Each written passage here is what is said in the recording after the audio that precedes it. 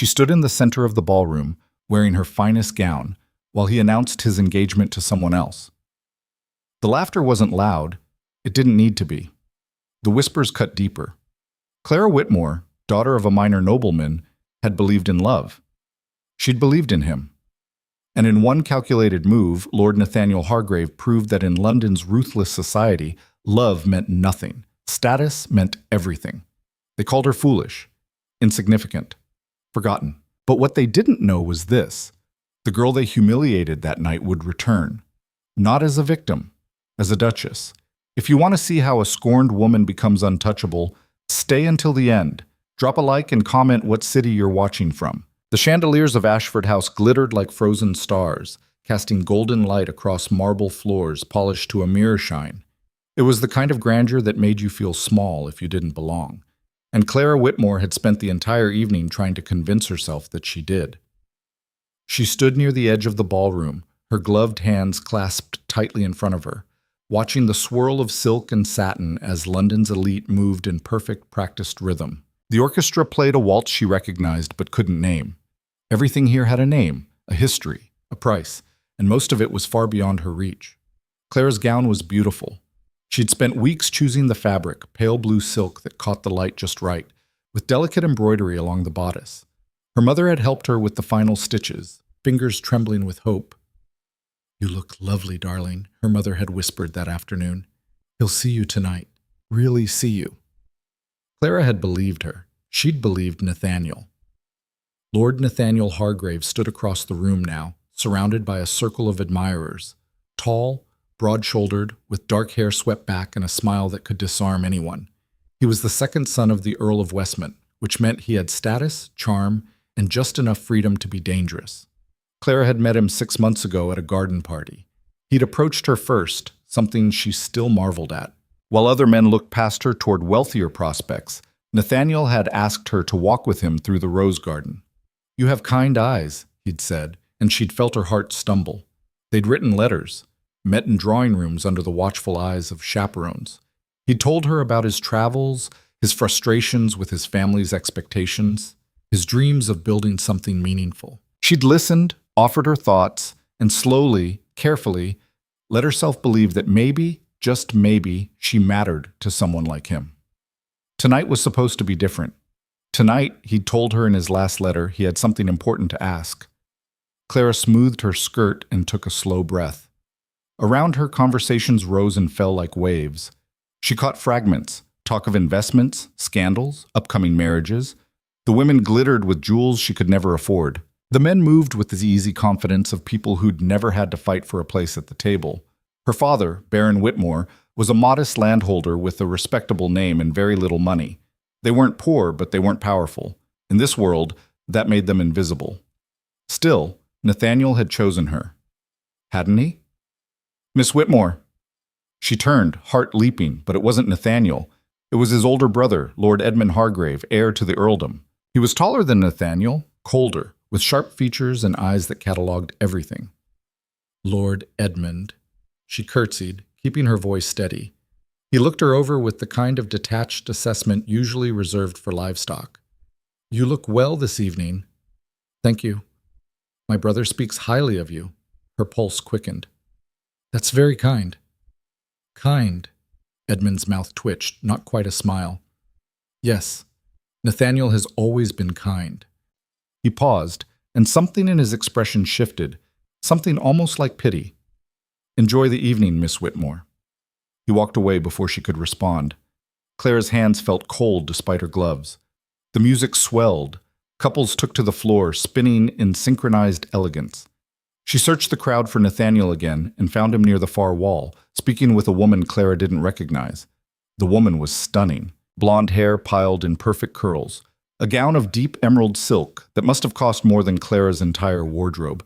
Diamonds glittered at her throat. Nathaniel leaned in, said something that made the woman laugh.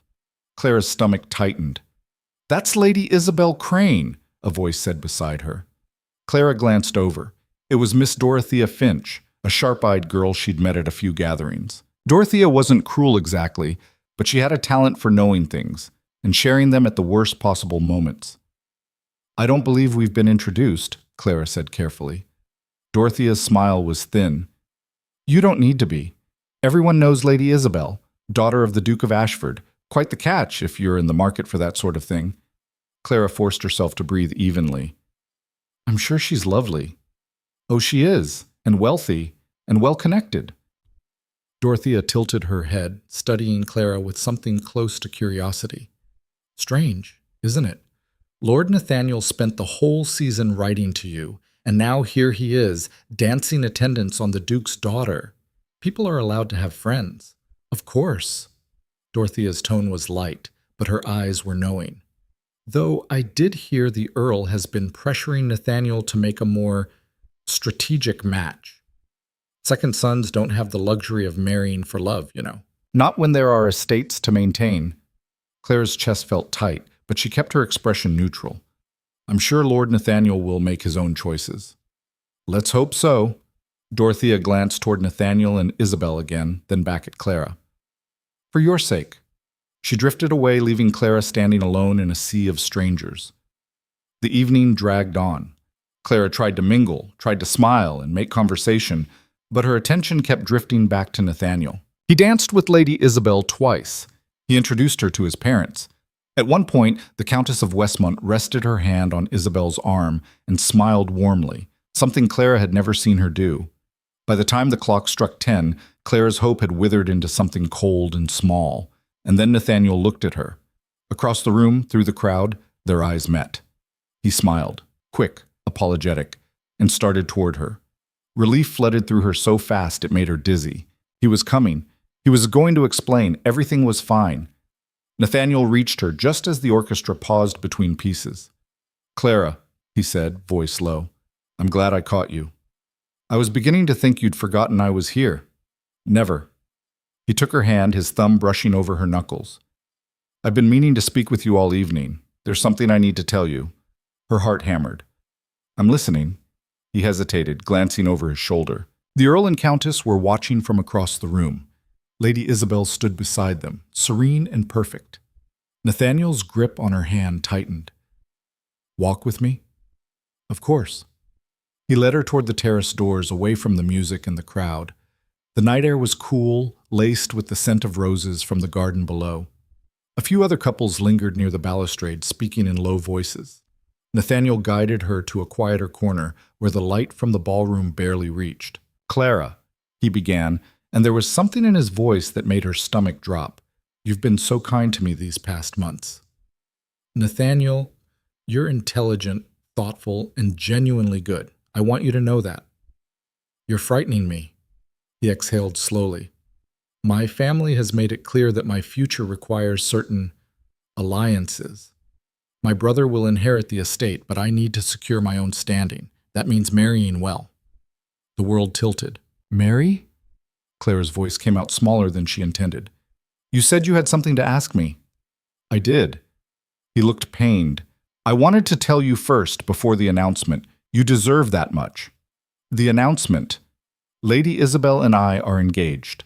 The words hung in the air like smoke. Clara stared at him, waiting for the rest of the sentence, the explanation that would make this make sense. But Nathaniel just stood there, looking guilty and resolved all at once. You're engaged, she repeated. It was arranged weeks ago. I wanted to tell you sooner, but weeks, her voice cracked. You've known for weeks?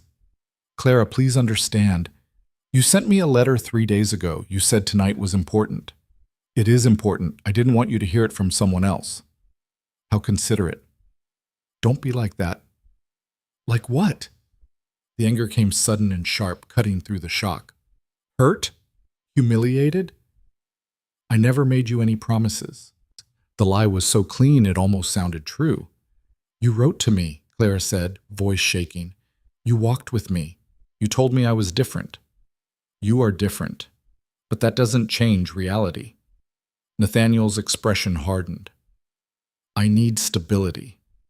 Isabel's dowry alone could secure my future. What could you offer me, Clara? A modest estate and a name no one remembers? She flinched as if he'd struck her. I thought you were better than this, she whispered. I'm practical. That's how people like us survive. People like us? She laughed, bitter and broken. You're the son of an earl. I'm the one who doesn't belong here, remember? Nathaniel looked away, jaw tight. I should get back. They'll be making the announcement soon. Of course. Wouldn't want to keep your fiancée waiting. He hesitated, something flickering in his eyes. Regret, maybe, or just discomfort. Then he turned and walked back toward the ballroom, leaving Clara alone in the dark. She stood there, trembling, trying to hold herself together. Inside, the orchestra started again. And then she heard it. The Earl of Westmont's voice, booming and jovial, cutting through the music. Ladies and gentlemen, if I may have your attention. Clara's legs felt like water. She should leave, walk away, go home. But something kept her rooted to the spot. It is my great pleasure, the Earl continued, to announce the engagement of my son, Lord Nathaniel Hargrave, to Lady Isabel Crane, daughter of the Duke of Ashford. Applause erupted. Clara forced herself to look. Through the terrace doors, she could see Nathaniel and Isabel standing together in the center of the ballroom. Isabel was glowing, radiant, every inch the perfect bride. Nathaniel smiled and raised her hand to his lips. The crowd surged forward, offering congratulations. And then someone noticed Clara. It was Dorothea Finch. She stood near the terrace entrance, eyes wide with barely concealed delight. "Oh," Dorothea said, loud enough to carry. "Poor Miss Whitmore. I suppose you didn't know either." Heads turned. Clara felt the weight of 100 stares.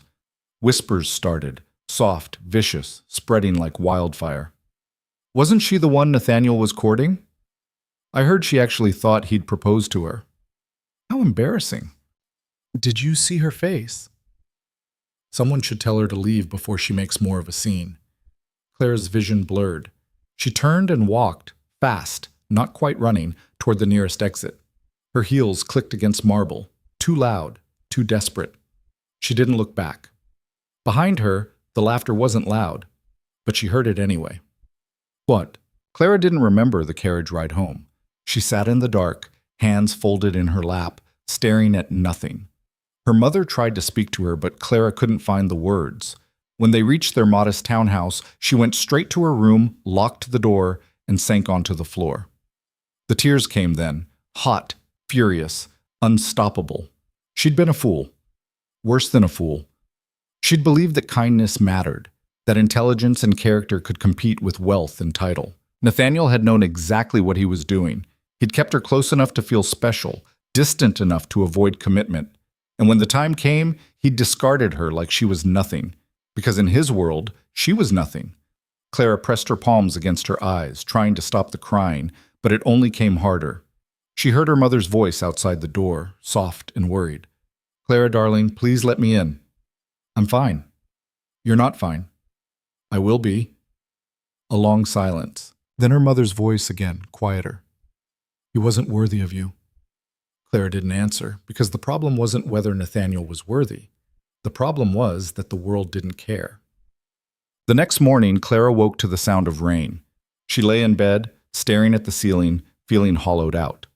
There was a knock at her door. "Clara?" Her father's voice. "May I come in?" She sat up slowly. "Yes." Baron Whitmore entered, looking older than she remembered. He held a folded newspaper in one hand. "I thought you should see this," he said gently. Clara took the paper. There, on the society page, was the announcement, Lord Nathaniel Hargrave to wed Lady Isabel Crane. The engagement was celebrated last evening at Ashford House, attended by the finest members of London society. The bride-to-be, daughter of the Duke of Ashford, is said to bring a considerable dowry and impeccable lineage to the union. The wedding is planned for early autumn. Below the announcement was a smaller paragraph, almost an afterthought. It is rumored that Lord Nathaniel had previously courted Miss Clara Whitmore, daughter of Baron Whitmore, though no formal arrangement was ever made. Miss Whitmore was seen in attendance at the engagement celebration. Clara's hands shook. They'd reduced her to a footnote, a rumor, a mistake. Her father sat beside her. "Clara, I'm so sorry." "It's fine."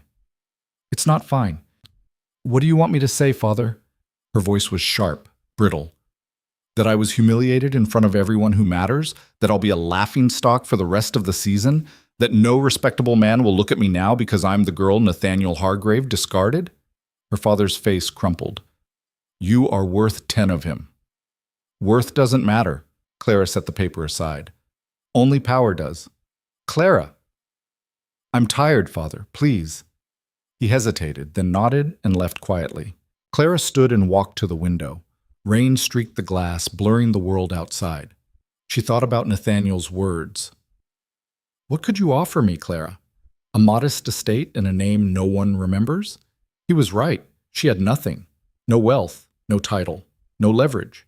In this world, love was a weakness, power was protection, and Clara Whitmore had just learned that lesson the hardest way possible. But as she stood there, staring out at the rain, something shifted inside her. The tears stopped. The grief hardened into something colder, something sharper. She'd been humiliated because she'd been powerless. She'd been cast aside because she'd had nothing to offer. But power, she realized, could be built. Not through love, through strategy, through alliances, through becoming someone no one could ever dismiss again. Clara turned from the window, her reflection ghostly in the rain-streaked glass. The girl who'd believed in Nathaniel Hargrave was gone. What remained was someone else entirely, someone who understood the rules now, and who would learn to play the game better than anyone. 2 weeks later. Clara had stopped going to social events. There was no point. The whispers followed her everywhere. Invitations dwindled. The few friends she'd had grew distant, unwilling to be associated with scandal, even one as minor as a broken courtship. Her mother tried to stay optimistic. The season will end soon. People will forget. Next year will be better. But Clara knew better. In London society, reputation was currency, and hers had been devalued. She spent her days in the library reading history, philosophy, accounts of women who'd navigated power in worlds that despised them, queens who'd outlasted kings, courtesans who'd controlled empires from the shadows. None of them had survived on kindness. They'd survived on calculation. One afternoon, her mother appeared in the doorway, looking uneasy. Clara, there's someone here to see you. Clara looked up from her book. Who? The Dowager Duchess of Voss. Clara's heart stopped. The Dowager Duchess was a legend, a woman who'd married into one of the most powerful families in England and had ruled her household with an iron fist for 40 years. She was known for her sharp mind, her ruthless social maneuvering, and her ability to make or break reputations with a single word. Why would she want to see me? Clara asked. Her mother shook her head. I don't know, but she's in the drawing room, and she's not the type to be kept waiting. Clara closed her book and stood. Whatever this was, it wasn't a social call. She descended the stairs slowly, smoothing her dress. When she entered the drawing room, the Dowager Duchess sat in the best chair, regal and unmoving, her silver hair pinned in a severe style. Her eyes were cold, assessing. Miss Whitmore, the Duchess said. Sit. Clara sat. I'll be direct, the Duchess continued. I've been watching you. I'm sorry? Don't apologize, it makes you sound weak. The Duchess's gaze didn't waver. You were humiliated by a foolish boy who mistook cruelty for strategy. The ton has written you off. But I see something they don't. Clara's pulse quickened. And what is that? Potential. The Duchess leaned forward slightly. You could disappear, Miss Whitmore, retreat to the countryside, marry some minor gentleman, live quietly, or you could rebuild. Clara's breath caught. I have a grandson, the Duchess said, Adrian Voss, Duke of Voss. He's 32, unmarried, and in need of a wife. I've heard of him. Everyone had. The Duke of Voss was notoriously private, fiercely intelligent, and utterly untouchable. Rumor had it he'd refused every match his family had proposed. Adrian doesn't care about love, the Duchess continued. He cares about competence, loyalty, and discretion. He needs a partner who can manage his household, navigate society, and won't demand things he can't give. Like affection? Like weakness. The Duchess's mouth curved slightly. You've just learned that love is a liability. Adrian learned that lesson years ago. You're both pragmatists now. That makes you compatible. Clara stared at her. You're proposing an arrangement. I'm offering you an opportunity. Adrian will provide you with status, protection, and power. In return, you will be the Duchess he needs. Intelligent, dignified, unshakable. No scandal, no sentimentality. Just a partnership built on mutual benefit. And if I refuse, then you'll fade into obscurity and Nathaniel Hargrave will have won. The Duchess stood. Think carefully, Miss Whitmore. You have 3 days. She swept from the room, leaving Clara alone. Clara sat in silence, her mind racing, an arranged marriage to a man she'd never met. A life built on strategy, not love. It was everything she'd once believed she didn't want. But it was also power, protection, a way to rise above the people who'd cast her aside. Clara looked down at her hands. 3 days. She already knew her answer. 3 days felt like 3 minutes. Clara sat in her father's study, the Dowager Duchess's offer weighing on her like stone. Outside, London continued its relentless churn, carriages rattling past, vendors calling, the city indifferent to the choice that would define the rest of her life. Her father stood by the window, shoulders tense. "You don't have to do this," he said quietly. "Yes, I do." "Clara, marrying a stranger is better than remaining a cautionary tale." She kept her voice steady. "The Dowager Duchess is offering me protection, status, a future that doesn't depend on whether society forgives me for being humiliated. But you'd be trading one cage for another. At least this cage has power." Her father turned, his face etched with worry. "What if he's cruel? What if you're miserable?" "I'm already miserable, father. The difference is, as a duchess, I'll be miserable with armor." Clara stood, folding her hands. "I've made my decision. I'm accepting." He searched her face, looking for the girl who'd believed in love, in kindness. But that girl was gone. "Then I'll support you," he said finally. "Whatever you need." Clara nodded once, then left to write her response. The letter was brief, formal, and final. "Dowager Duchess, I accept your proposal. Please inform the Duke that I am prepared to meet at his earliest convenience. Respectfully, Clara Whitmore." She sealed it, sent it, and waited. The reply came the next morning. "Miss Whitmore, the Duke will receive you at Voss House tomorrow at 2 o'clock. Come alone. Dowager Duchess of Voss." Clara's mother fretted over what she should wear, but Clara chose simply, a modest gray dress, her hair pinned neatly, no jewelry. She wasn't going to seduce anyone. This was a negotiation. When the carriage arrived at Voss House, Clara's breath caught despite herself. The estate sat in the heart of Mayfair, a towering structure of pale stone and sharp angles. It wasn't ornate like the homes of new money. It was austere, commanding, built to last centuries. Guards stood at the gates. Servants moved with military precision. This wasn't just wealth. This was dominion. A butler met her at the entrance, his expression unreadable. "Miss Whitmore, the Duke is expecting you in his study." Clara followed him through corridors lined with portraits of stern-faced ancestors, their eyes tracking her like silent judges. The house was immaculate but cold.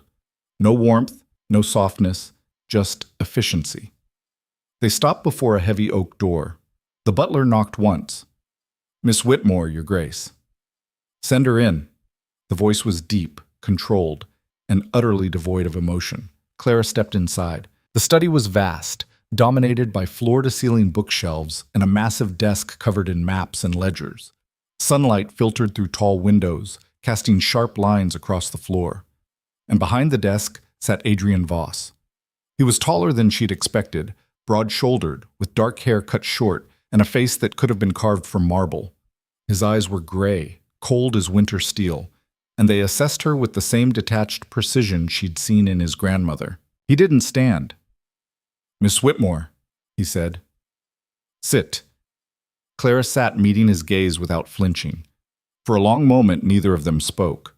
Then Adrian leaned back in his chair, fingers steepled.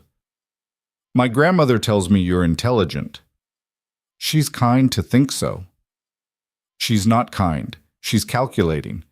If she recommended you, it's because she believes you're useful." He paused. "Are you?" Clara's pulse quickened, but she kept her voice level. "That depends on what you need. Honesty, competence, discretion." Adrian's gaze didn't waver. "I don't need affection. I don't need romance.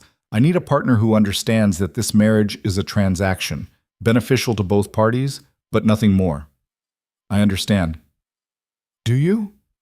He tilted his head slightly. Because most women come here expecting something I can't give. They think they'll change me, soften me, make me into whatever fantasy they've constructed. I'm not most women. Prove it. Clara straightened. I was humiliated publicly by a man who used me to pass time while he secured a wealthier match. Society has labeled me naive, disposable, and foolish.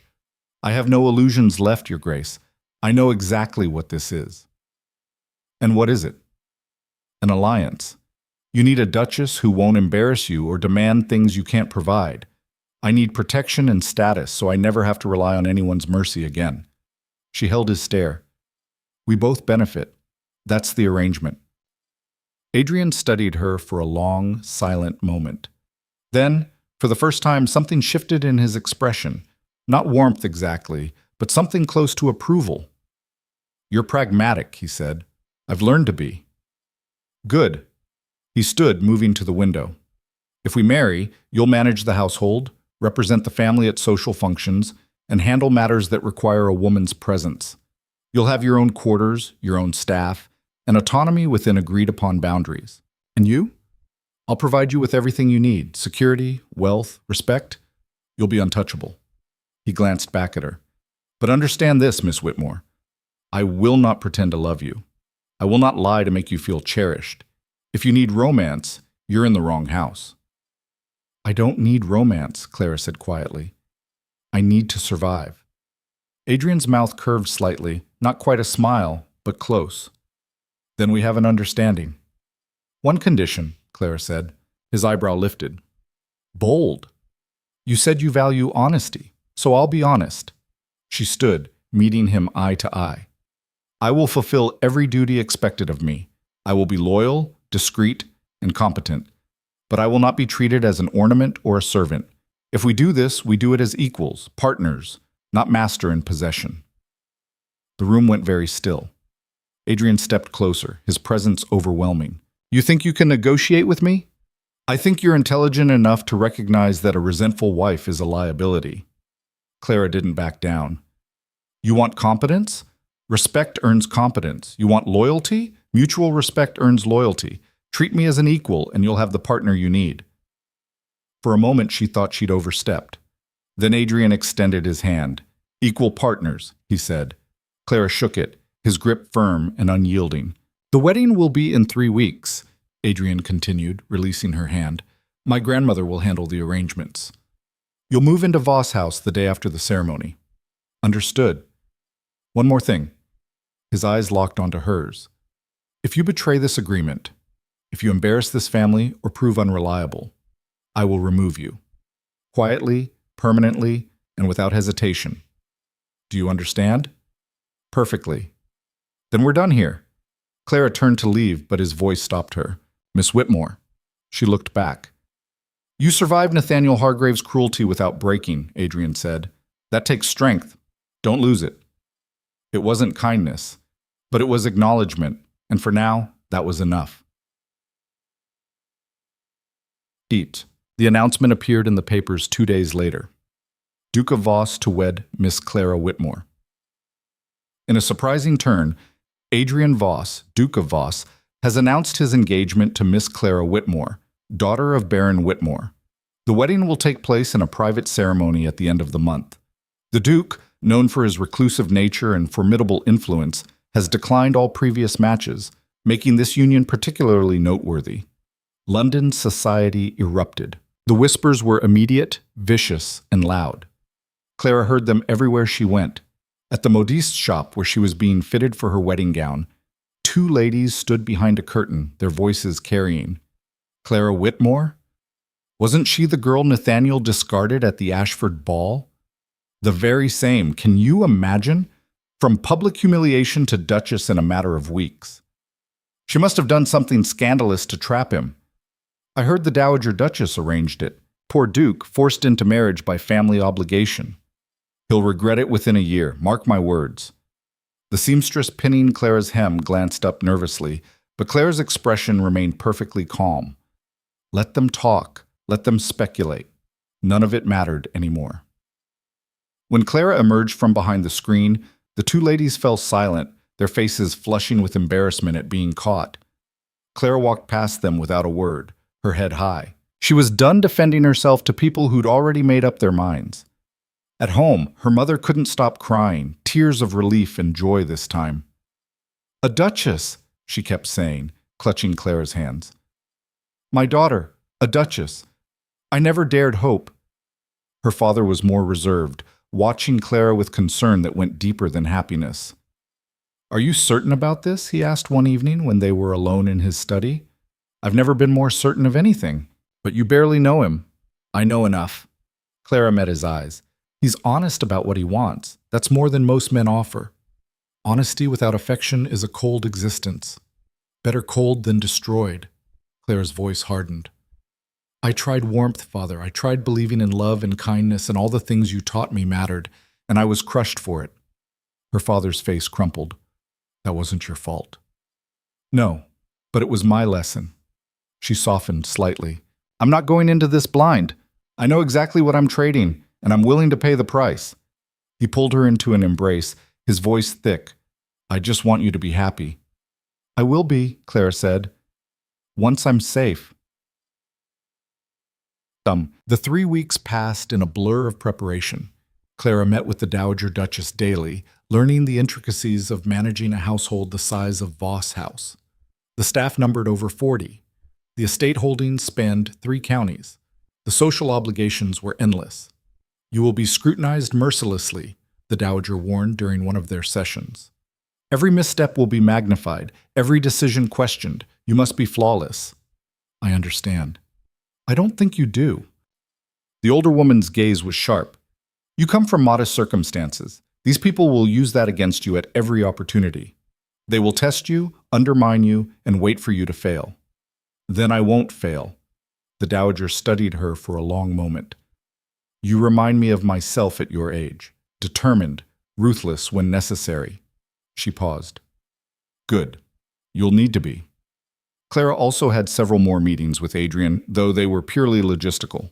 He explained the household accounts, introduced her to key members of his staff, and outlined his expectations.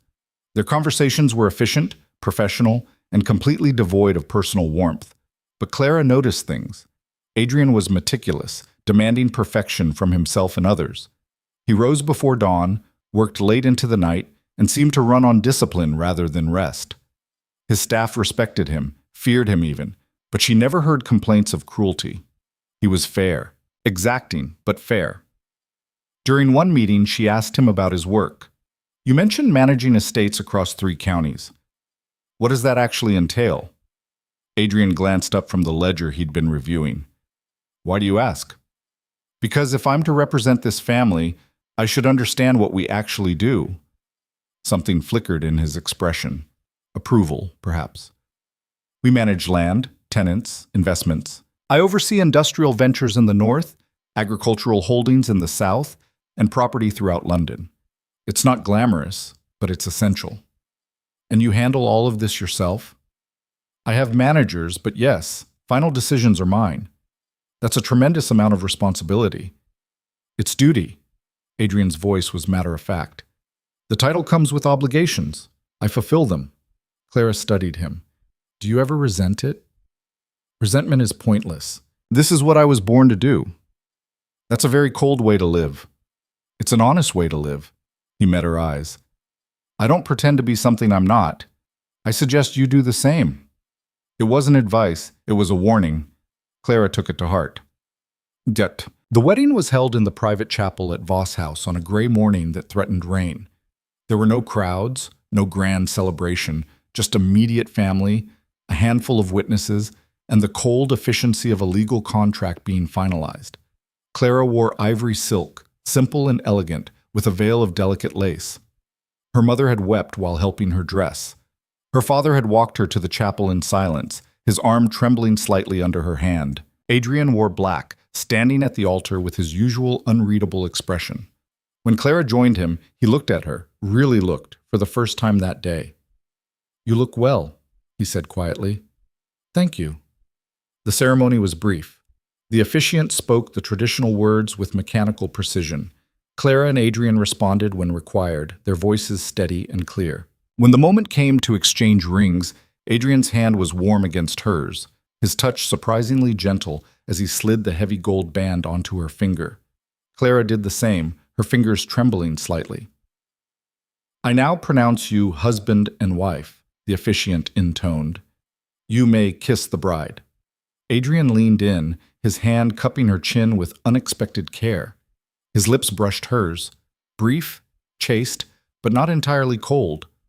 Then it was done. Clara Whitmore was now Clara Voss, Duchess of Voss. The guests offered polite congratulations. The Dowager Duchess looked satisfied, like a general who'd won a strategic battle.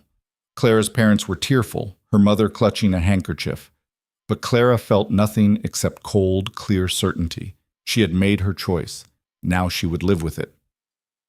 The wedding breakfast was held in Voss House's formal dining room, an affair of crystal and silver and perfectly prepared dishes that Clara barely tasted. She sat beside Adrian at the head of the table, playing the role of dutiful bride. He played the role of attentive husband, though anyone paying attention could see the distance between them. Halfway through the meal, her cousin Amelia leaned over and whispered, "Are you happy?" Clara smiled, the expression not reaching her eyes. "I'm secure. That's better." Amelia looked troubled, but said nothing more. After the breakfast, the guests departed. Clara's parents were the last to leave, her mother hugging her tightly. "Write to us," she whispered. "Please." "I will." Her father kissed her forehead. "You're stronger than you know. Don't forget that." Then they were gone, and Clara stood in the vast entrance hall of Voss House, truly alone for the first time. Adrian appeared at the top of the stairs, having changed out of his formal attire into more comfortable clothing. "Mrs. Calloway will show you to your quarters," he said. "We'll dine at 7. I expect you'll need time to settle in." "Thank you." He nodded once and disappeared down a corridor. No honeymoon, no romantic gestures, just business as usual. Clara followed Mrs. Calloway, a stern, gray-haired woman who'd been managing the household for 20 years, through a maze of corridors to the Duchess's wing. "These are your private rooms," Mrs. Calloway said, opening a set of double doors. "The sitting room, bedroom, and dressing room. Your staff will be at your disposal." The rooms were beautiful, decorated in shades of cream and gold, with tall windows overlooking the gardens. A fire crackled in the hearth. Everything was perfect and utterly impersonal. "The Duke's quarters are in the adjacent wing," Mrs. Calloway continued. "There's a connecting door should it be needed, but His Grace values his privacy." Translation: "Don't expect him to visit." "I understand," Clara said. Mrs. Calloway handed her a stack of ledgers. "The household accounts. His Grace requested you review them at your earliest convenience. There's also the matter of the dinner party next week." Clara's stomach dropped. "Dinner party?" "His Grace hosts a gathering each month for prominent families. As the new Duchess, you'll be expected to oversee the arrangements." Mrs. Calloway's expression didn't change. "It will be your first official function. I suggest you prepare thoroughly." With that, she left. Clara stood in the center of her beautiful, lonely room staring at the ledgers. A dinner party. Facing society as the new Duchess. Scrutiny, judgment, and inevitable comparisons to whoever they'd expected Adrian to marry. She wanted to scream. Instead, she opened the first ledger and began to read. The week passed in a blur of preparation. Clara threw herself into learning everything she could about managing the household. She reviewed menus with the cook, inventoried the wine cellar, inspected the formal dining room, and memorized the names and preferences of every guest who'd been invited. Mrs. Calloway watched her work with grudging approval. "You're more thorough than I expected," the housekeeper admitted. "I can't afford to fail," Clara replied. "No, you can't." Mrs. Calloway's voice softened slightly. "But you're doing well so far." It was the closest thing to encouragement Clara had received since arriving. She saw Adrian only at dinner, formal, silent affairs where they ate at opposite ends of a table that could seat 20. Occasionally, he'd ask about her progress with the household. She'd answer concisely. Then they'd lapse back into silence. It was efficient. It was miserable. But Clara had chosen this. She wouldn't complain. 3 days before the dinner party, a letter arrived. Clara recognized the handwriting immediately. Nathaniel. Her hand shook as she opened it. "Dear Clara, I hope this letter finds you well in your new position.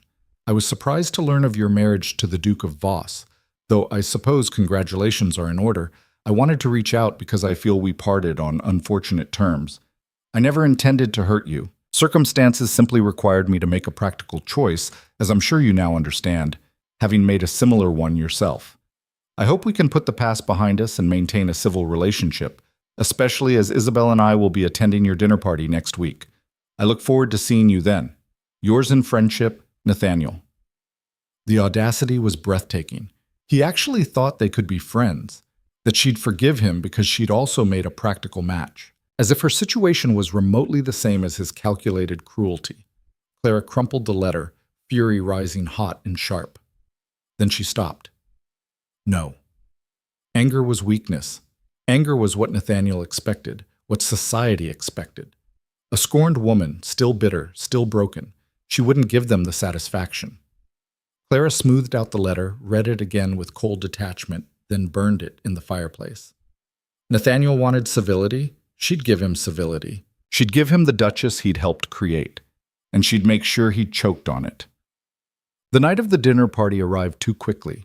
Clara dressed with meticulous care, a gown of deep sapphire silk that highlighted her eyes, her hair styled in an elegant arrangement of curls, the Voss family diamonds glittering at her throat.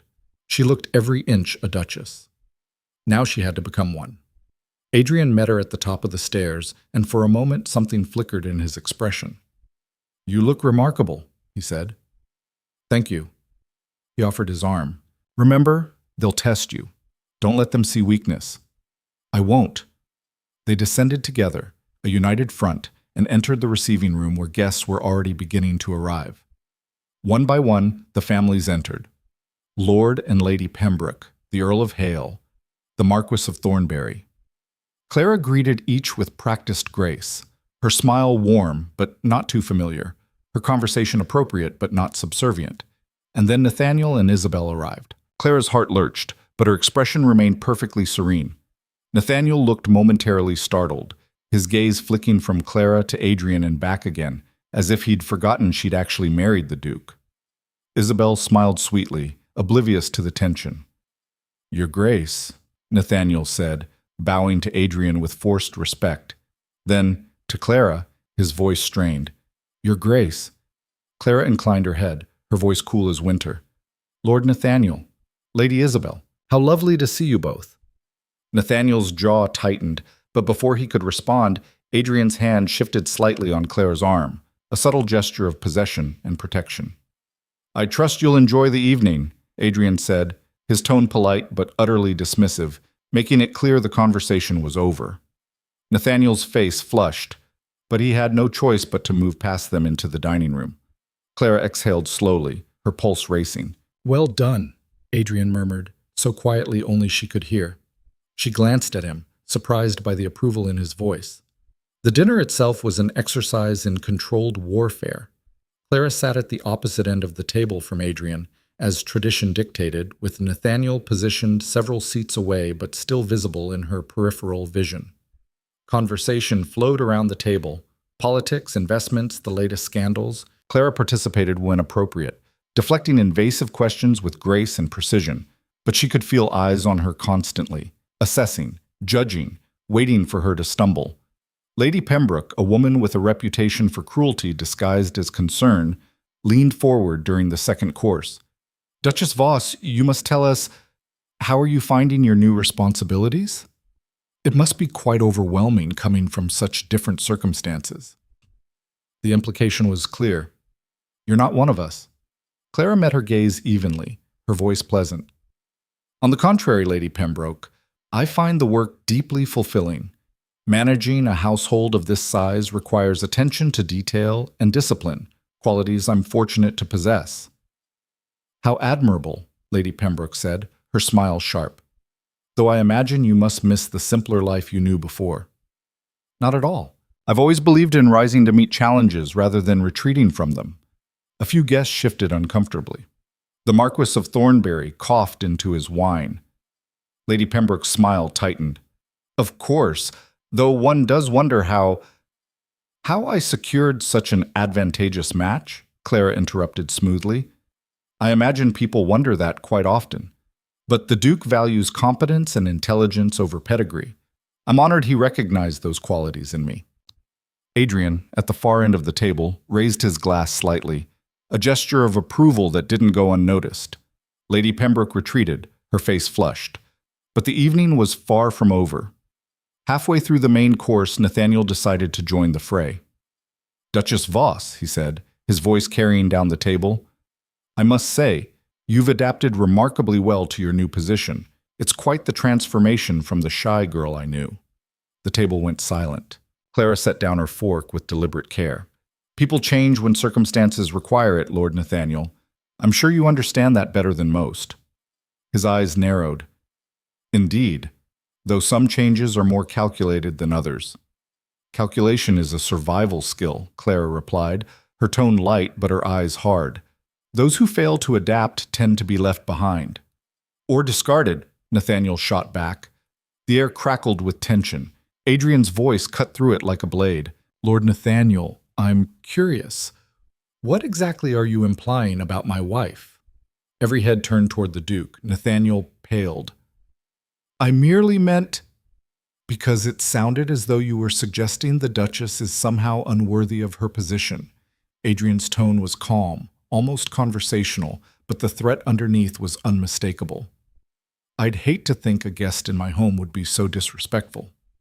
"Of course not, Your Grace. I apologize if I gave that impression." "See that you don't give it again." Nathaniel nodded stiffly, his face burning with humiliation. Clara kept her expression neutral, but inside something fierce and victorious roared to life. Adrian had defended her, not out of love, but out of principle, and perhaps something more. The rest of the dinner passed without incident. When the ladies retired to the drawing room for tea while the men remained for port and cigars, Clara found herself surrounded by women who suddenly seemed far more cautious in their approach. Lady Thornbury, who'd been silent during dinner, approached with something resembling respect. "You handled that beautifully, Your Grace." Not many could stand up to Lady Pembroke and Lord Nathaniel in the same evening. "I had no choice," Clara said simply. "Weakness invites cruelty." "True, but strength invites respect." Lady Thornbury smiled. "You're going to do very well here." When the men rejoined them, Adrian appeared at Clara's side, his presence a silent statement of unity. The guests began to depart shortly after, offering polite farewells that felt far more genuine than their initial greetings. Nathaniel and Isabel were among the last to leave. As Nathaniel passed Clara, he leaned in slightly.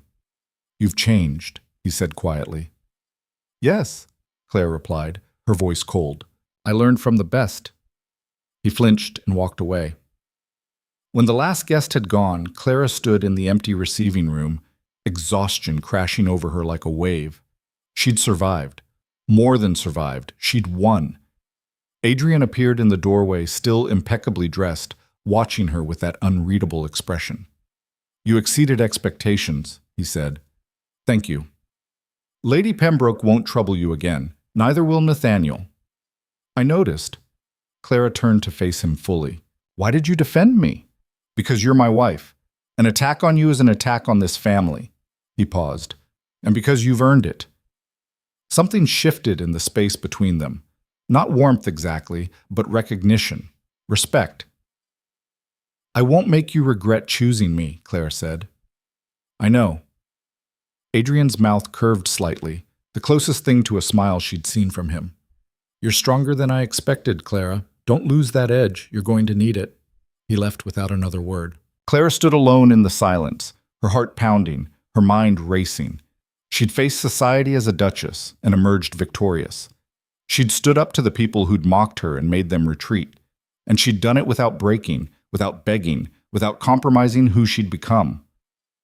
For the first time since Nathaniel's betrayal, Clara didn't feel like a victim. She felt like a warrior. And this was only the beginning. And this was only the beginning. The weeks that followed the dinner party brought a shift Clara hadn't anticipated. Invitations arrived daily, tea with Lady Thornbury, a garden party hosted by the Countess of Pembroke, a musicale at the Duchess of Harrington's estate. Women who'd once looked through her now sought her company. Clara accepted selectively, understanding the game. She wasn't building friendships, she was building alliances. But with visibility came danger. One afternoon, while reviewing correspondence in her sitting room, Mrs. Calloway appeared with an expression that made Clara's stomach tighten. "Your Grace, there's been talk." Clara set down her pen. "What kind of talk?" "The servants' network. Word is spreading that certain families are displeased with your rise." Mrs. Calloway's voice lowered. "Lady Ashford in particular. She's been making inquiries." "What kind of inquiries?" "Into your family's finances, your background. Anything that could be used against you." Clara's jaw tightened. Isabel's mother. Of course. "Let her dig," Clara said coldly. "She'll find nothing scandalous. My family may be modest, but we're respectable." "That's not what concerns me, Your Grace."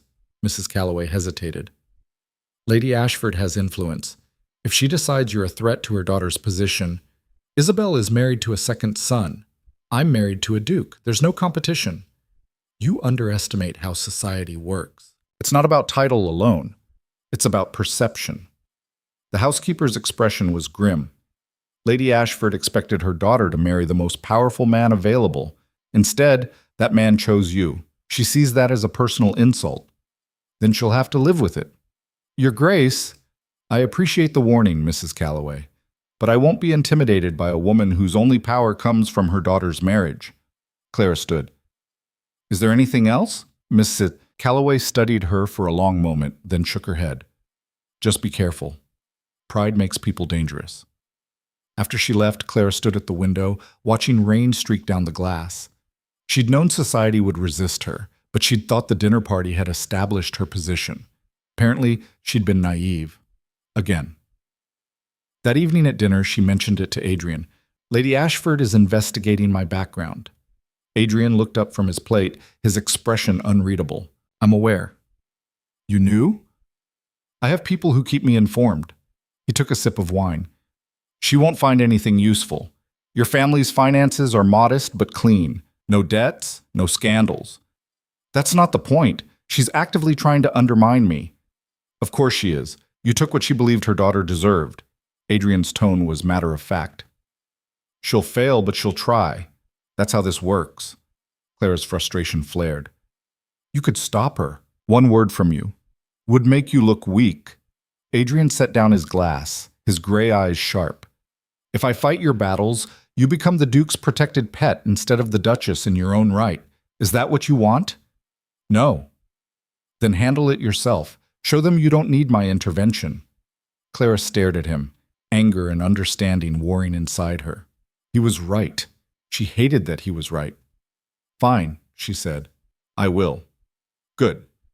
Adrian returned to his meal. "But Clara, if it escalates beyond social maneuvering, tell me. I won't let anyone truly harm you." It was the closest thing to affection he'd ever offered. Clara nodded, the tightness in her chest easing slightly. The escalation came 2 weeks later at the Harrington Musicale. Clara arrived alone. Adrian had business in the north and wouldn't return for several days. She'd considered declining the invitation, but that would have signaled weakness. So she went, wearing emerald silk and the Voss diamonds, her head high.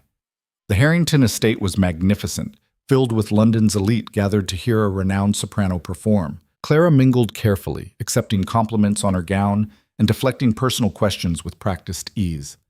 She was standing near the refreshment table when she heard Isabel's laugh. Clara turned. Nathaniel and Isabel stood near the piano, surrounded by admirers. Isabel looked radiant in pale pink, her hand resting possessively on Nathaniel's arm. Clara felt nothing, no jealousy, no pain, just cold observation. She was about to turn away when Lady Ashford appeared beside her. "Duchess Voss," the woman said, her smile sharp as glass. "How delightful to see you, though I must say it's brave of you to attend alone." "The Duke is attending to business. I'm perfectly capable of representing our family myself." "Of course you are, dear, though one does wonder—" Lady Ashford paused delicately. "How long such a pragmatic arrangement can sustain itself." Clara's pulse quickened, but she kept her voice level. "I'm not sure I follow." "Oh, come now. Everyone knows your marriage was arranged by the Dowager Duchess. A business transaction, nothing more." Lady Ashford's eyes glittered. "But marriages require more than contracts, don't they? They require compatibility." affection, things that can't be negotiated. My marriage is none of your concern. Perhaps not, but society does talk. And lately people have been wondering whether the Duke might eventually seek companionship elsewhere. After all, a man of his stature has options. The implication was vicious and clear. Clara felt fury rise, hot and sharp, but before she could respond, a voice cut through the tension. Lady Ashford, how kind of you to express such concern for my mother's marriage. Both women turned. A young man stood behind them, tall, dark-haired, with Adrian's sharp features and cold gray eyes. He couldn't have been more than 20, dressed impeccably, his bearing aristocratic. Clara had never seen him before in her life. Lady Ashford's face went pale. Lord Voss, I didn't realize that my father had a son? The young man's smile was ice. How unfortunate for you. Perhaps next time you'll research more thoroughly before spreading rumors about the Duchess, my stepmother. Clara's mind reeled. Adrian had a son? I meant no offense, Lady Ashford stammered. Of course you didn't.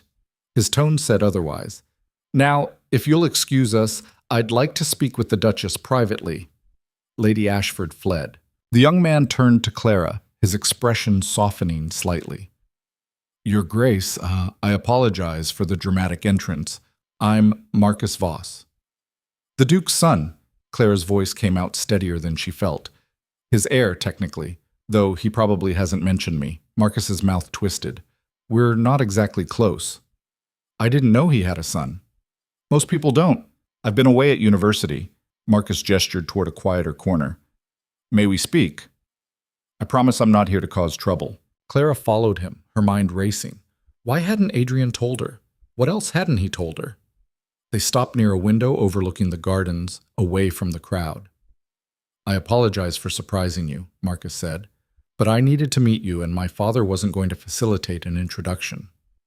Why not? Because he's ashamed of me. Marcus's voice was matter-of-fact, but Clara heard the pain underneath. Or more accurately, ashamed of my existence.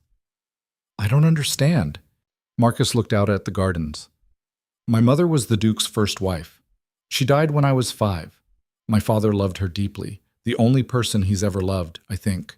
When she died, something in him broke. He became the man you know now, cold, controlled, incapable of feeling. Clara's chest tightened. I'm sorry. Don't be. I'm not telling you this for sympathy. Marcus turned back to her. I'm telling you because you need to understand what you've walked into. My father doesn't hate you, Duchess, but he'll never love you either. He buried that part of himself with my mother. The words struck like a blade. Clara had known the marriage was practical, but hearing it confirmed that Adrian was fundamentally incapable of affection made it feel more final somehow. Why are you telling me this? She asked quietly. Because Lady Ashford isn't the only one who'll try to use it against you. Marcus's expression hardened. There are people in society who resent you for reasons that have nothing to do with your background. You represent something they fear. And what's that?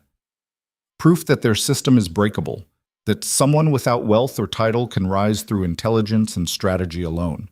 He smiled grimly. They'll do everything they can to destroy you, and they'll use my father's emotional distance as ammunition. Clara absorbed this, her mind working. What do you want from me? Nothing. I'm just giving you fair warning. Marcus paused, and perhaps offering an ally. I have no love for the families who've spent years looking down on me because my mother wasn't aristocratic enough for their taste. If you're going to upset their order, I'm happy to help. Why would you help me? Because my father chose you for a reason. He saw something in you worth protecting. Marcus's voice softened. And because I think you might be exactly what this family needs, whether my father realizes it or not. Before Clara could respond, the music began. The soprano took her position, and conversation died. Marcus bowed slightly. We'll speak again, Your Grace, but for now, enjoy the performance. And don't let people like Lady Ashford make you doubt yourself. He disappeared into the crowd, leaving Clara standing alone, her thoughts in chaos. Adrian had a son he'd never mentioned, a son who'd just revealed that Adrian was incapable of love. Clara made it through the rest of the evening on autopilot, her mind spinning. When she finally returned to Voss House, it was past midnight. She found Adrian in his study, despite the late hour. He looked up when she entered, his expression shifting to something like concern. "You're back late." "We need to talk." Adrian set down his pen. "About?" "Your son." The silence that followed was deafening. Adrian's expression went completely blank, a wall slamming down. "What did Marcus tell you?" "That you loved your first wife, that she died, that you've been incapable of feeling anything since." Clara's voice trembled with fury. "Were you ever going to tell me you had a son, or was I just supposed to remain ignorant? It wasn't relevant." "Not relevant." Clara's voice rose.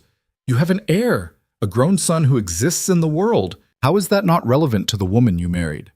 "Because it changes nothing about our arrangement." Adrian stood, his tone icy. "I told you from the beginning what this marriage was. A partnership. Nothing more. My past doesn't affect that." "Your past affects everything." Clara stepped closer, anger overriding caution.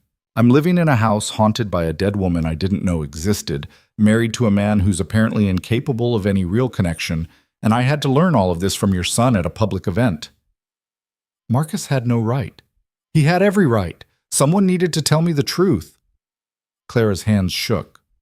"You want honesty, competence, loyalty? Fine. But that requires trust, Adrian, and you've given me nothing." "I've given you everything you asked for. Protection, status, respect." "Respect?" Clara laughed bitterly.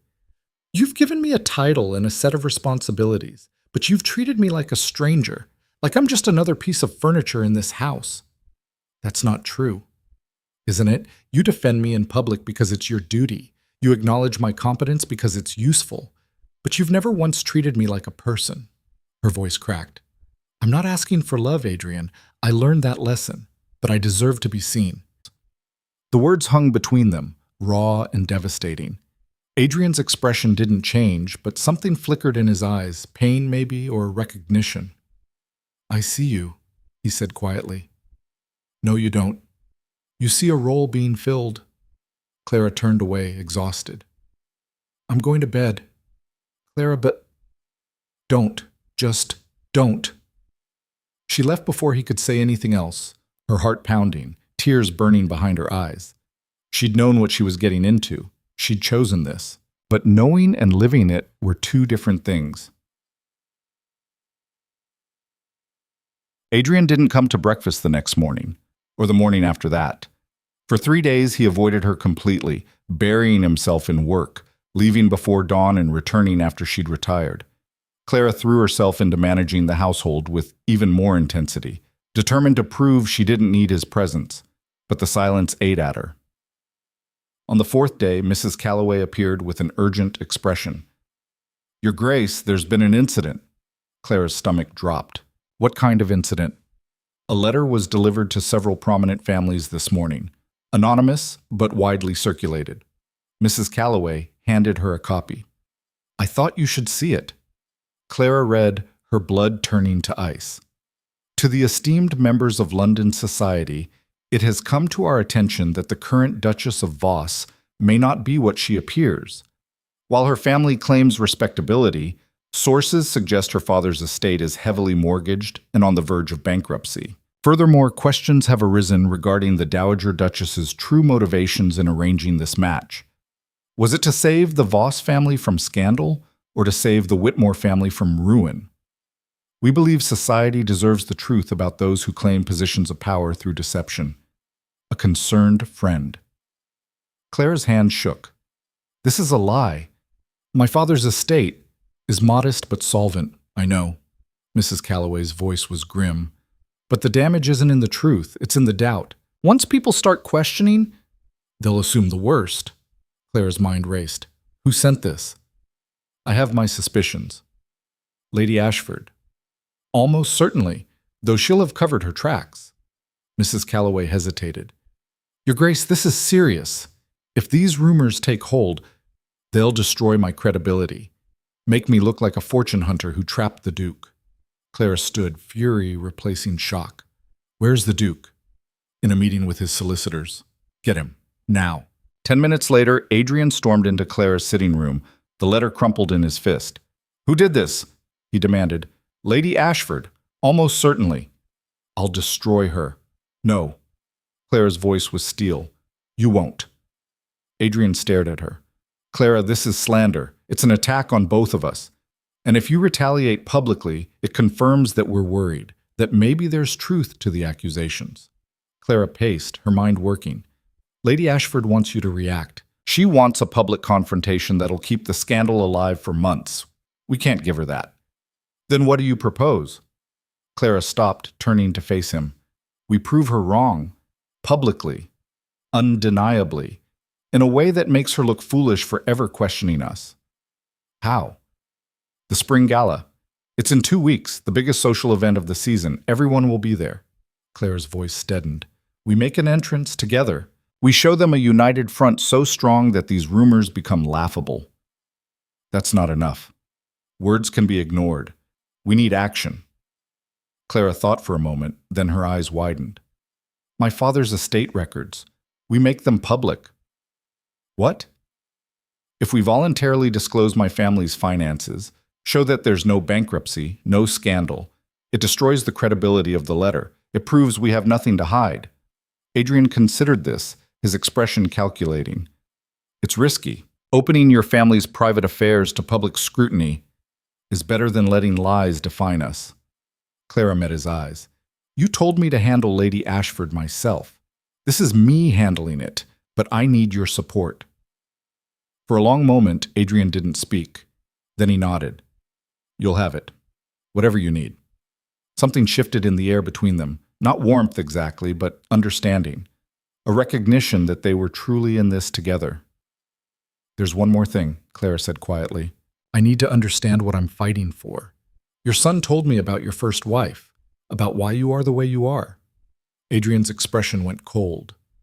I'm not asking you to love me, Adrian. I'm asking you to let me in enough that I can fight for this family with full knowledge of what it is." She stepped closer. "If we're going to survive what's coming, I need to know who you really are." Adrian turned away, his shoulders tense.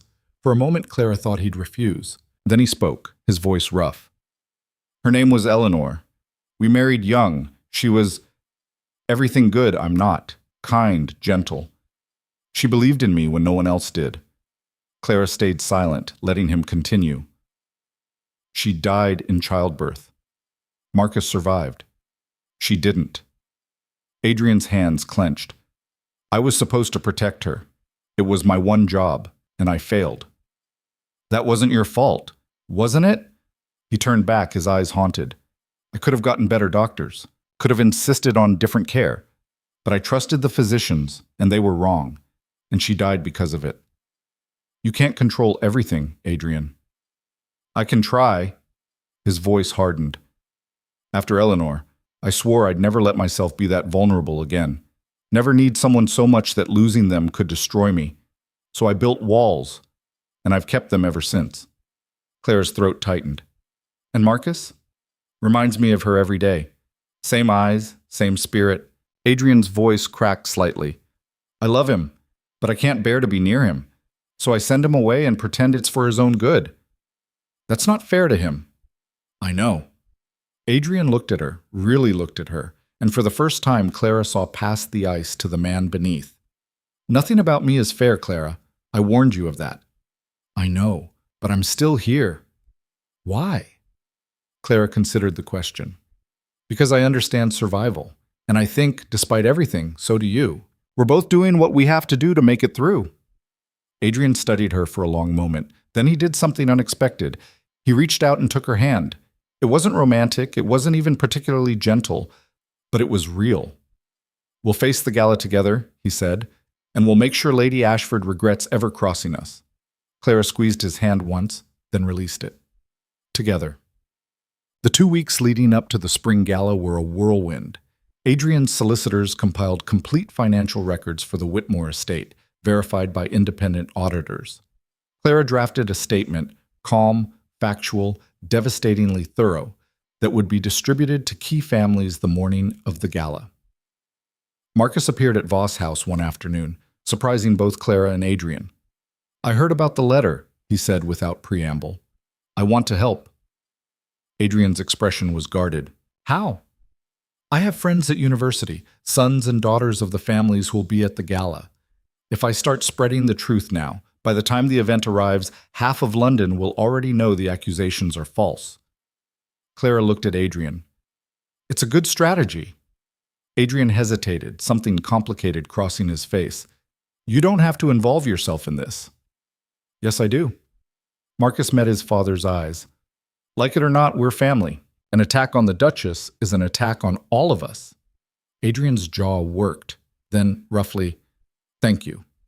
It wasn't much, but it was something. Marcus grinned. Besides, I enjoy watching the aristocracy squirm. This should be entertaining. Over the next week, whispers began to shift. Marcus's network proved effective. Doubt about the anonymous letter spread faster than the accusations themselves. But Clara knew the gala would be the final test. The night before the event, she stood in her dressing room while her maid fitted her gown, a stunning creation of midnight blue silk with silver embroidery that caught the light like stars. Adrian appeared in the doorway, watching silently. The maid curtsied and excused herself. You look like a queen, Adrian said. I feel like I'm going into battle. You are. He stepped closer. But you'll win. You always do. Clara turned to face him. How can you be so certain? Because you're stronger than anyone gives you credit for, including yourself. Adrian paused, then added quietly, I'm sorry I didn't see that sooner. It wasn't a declaration of love, but it was the closest thing to vulnerability he'd ever offered. Thank you, Clara said. Don't thank me yet. Wait until after tomorrow. Done. The spring gala was held at the Duke of Richmond's estate, a sprawling mansion with ballrooms that could hold 500 guests. Claire and Adrian arrived fashionably late, by design. When their carriage pulled up, a hush fell over the crowd gathered outside. Adrian stepped out first, immaculate in black evening attire, his presence commanding immediate attention. Then he turned and offered his hand to Clara. She emerged in midnight blue and silver, the Voss diamonds blazing at her throat, her head high and her expression serene. They were a vision of power and unity. Together, they climbed the steps and entered the ballroom, every eye turned toward them. Clara felt the weight of 100 stares, assessing, judging, waiting for her to falter. She didn't. Adrian's hand rested on the small of her back, a gesture of support and possession that declared to everyone watching, She's mine. Touch her at your own risk. They greeted their hosts, made polite conversation, and began to circulate. And then Clara saw her. Lady Ashford, standing near the center of the room with Isabel and Nathaniel, her expression smug and satisfied. She thought she'd won. Clara exchanged a look with Adrian. He nodded once. It was time. Clara moved through the crowd with deliberate grace, Adrian beside her, until they stood directly in front of Lady Ashford. Lady Ashford, Clara said, her voice carrying. How lovely to see you. The older woman's smile was poisonous. Duchess Voss. I'm surprised you came tonight, given the recent unpleasantness. Oh, you mean the anonymous letter? Clara's tone was light, almost amused. I'm afraid whoever wrote it was rather poorly informed. Really? Really? Clara gestured to a footman who handed her a sealed document. In fact, I thought it might be helpful to clarify matters publicly. This is a complete accounting of my family's finances, verified by independent auditors and the Duke's solicitors. As you can see, there's no bankruptcy, no scandal, just a modest, respectable estate managed with care and integrity. She handed the document to Lady Ashford, whose face went pale. Of course, Clara continued smoothly, whoever sent that letter must feel terribly foolish now, spreading false accusations without bothering to verify the facts. It's the kind of behavior one would expect from someone with more ambition than sense. The crowd around them had gone silent, listening to every word. Lady Ashford's hands trembled as she opened the document. Her eyes scanned the pages, and with each line, her expression grew more stricken. I had nothing to do with that letter, she stammered. Of course you didn't, Adrian said, his voice cold as death. Just as I'm sure you had nothing to do with the inquiries into my wife's background, or the rumors you've been spreading about our marriage, All purely coincidental, I'm certain. Lady Ashford looked around desperately, but found no support. Even Isabel had stepped back, her face flushed with embarrassment. I meant no harm, Lady Ashford whispered. Intention is irrelevant, Clara said quietly.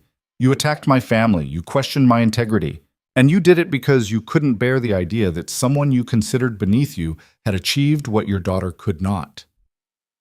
That's not, isn't it? Clara's eyes were ice.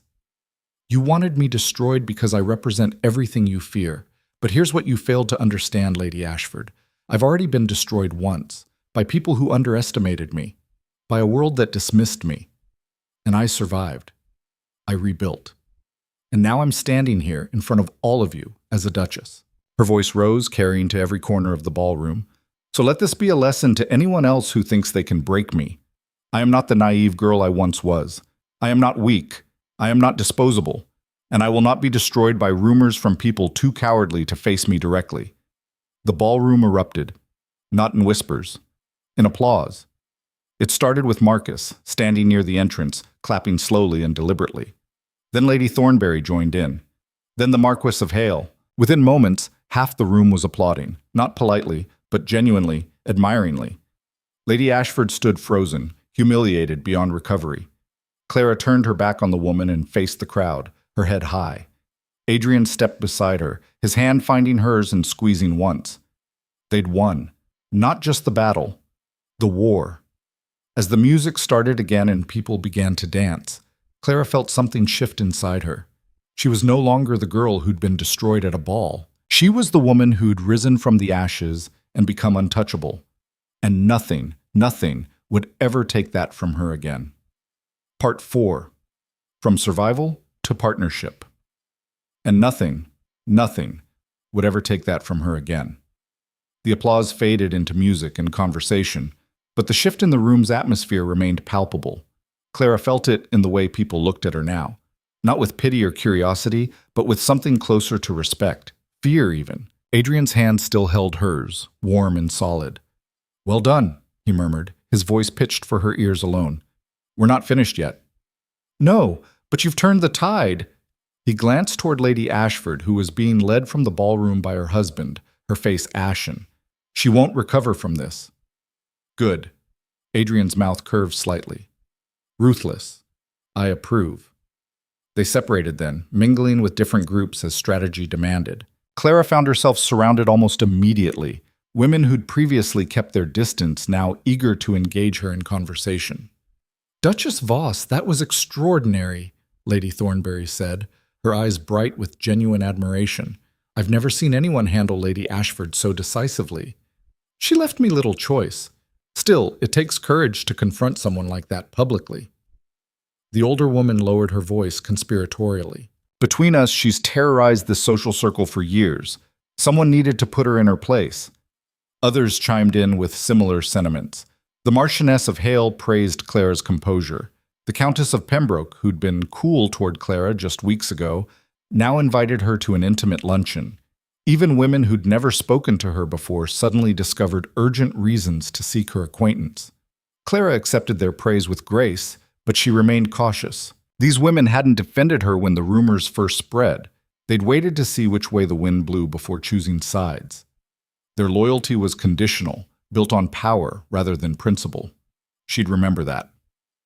Across the room, she caught sight of Nathaniel standing alone near a window, Isabel nowhere in sight. He was watching her with an expression she couldn't quite read, regret perhaps, or resentment. His face had aged, lines of bitterness carved around his mouth that hadn't been there months ago. Their eyes met for a brief moment. Clara turned away without acknowledgement. He no longer mattered. The evening progressed with a surreal quality. Clara danced with several prominent men, the Earl of Pembroke, the Marquis of Hale, Lord Thornbury, all of whom treated her with a deference that would have been unthinkable weeks ago. They sought her opinion on matters of society and even politics, hanging on her words as if she were an oracle rather than the girl they'd dismissed months earlier. Your Grace, what do you think about the proposed reforms to property law? The Earl of Pembroke asked during their dance. Clara, who'd spent weeks studying the proposed legislation with Adrian, offered her perspective clearly and concisely. Pembroke listened with genuine interest, occasionally nodding.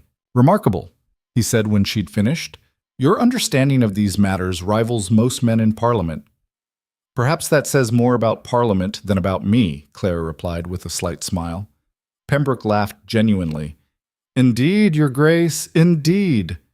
When Adrian finally claimed her for a second waltz, the ballroom seemed to collectively hold its breath.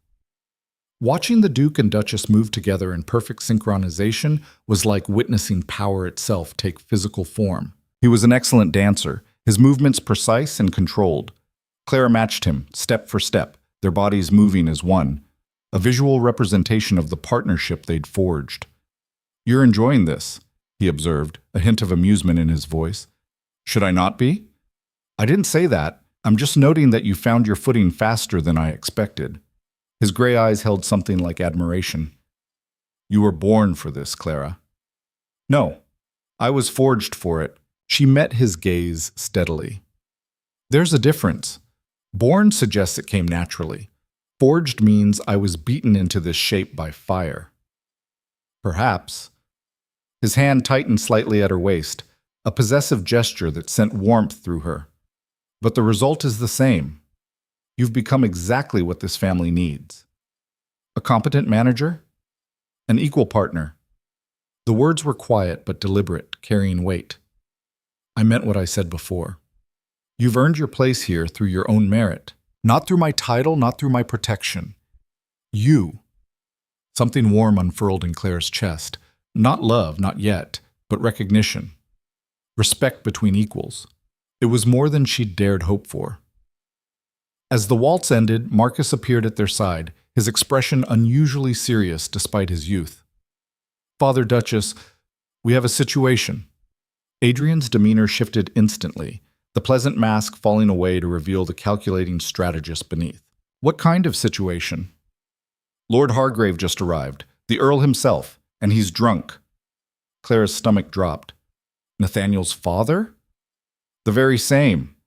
Marcus's jaw tightened with obvious distaste. "And he's making a scene in the card room, ranting about the Voss family, destroying his son's reputation and his family's honor." Adrian's expression went cold and dangerous, like winter settling over a landscape. "Show me." They followed Marcus through the mansion's corridors, Clara's heart pounding. She'd humiliated Lady Ashford, crushed Nathaniel's credibility, but she'd underestimated a wounded father's fury. The card room was smaller than the ballroom, paneled in dark wood with green baize tables, and the smell of tobacco and brandy thickened the air. Several men had gathered for cards and drinking, but the games had stopped. All attention focused on the Earl of Westmont, who stood in the center swaying slightly, his face flushed crimson, his voice loud and slurred. "Disgrace!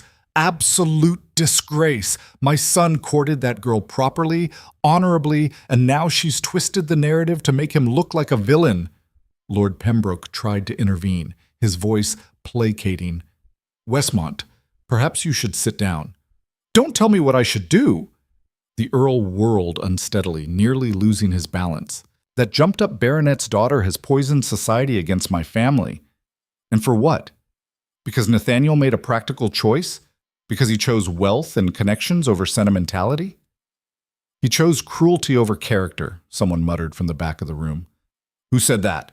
Westmont demanded, spinning to face his audience. "Show yourself, you coward!" No one answered. The men exchanged uncomfortable glances, shifting their weight, clearly wishing they were anywhere else. Adrian stepped into the room, his presence immediately commanding attention. The conversations died. Even the servants by the door seemed to hold their breath. Even Westmont, drunk as he was, felt the shift in atmosphere. "Lord Westmont," Adrian said, his voice cutting through the noise like a blade, "I believe you're referring to my wife." The Earl's face went purple, veins standing out on his forehead. "Your wife is a manipulative little—" "Choose your next words very carefully." Adrian's tone was deadly quiet, more terrifying than any shout. "Because if you insult the Duchess again, I will destroy you.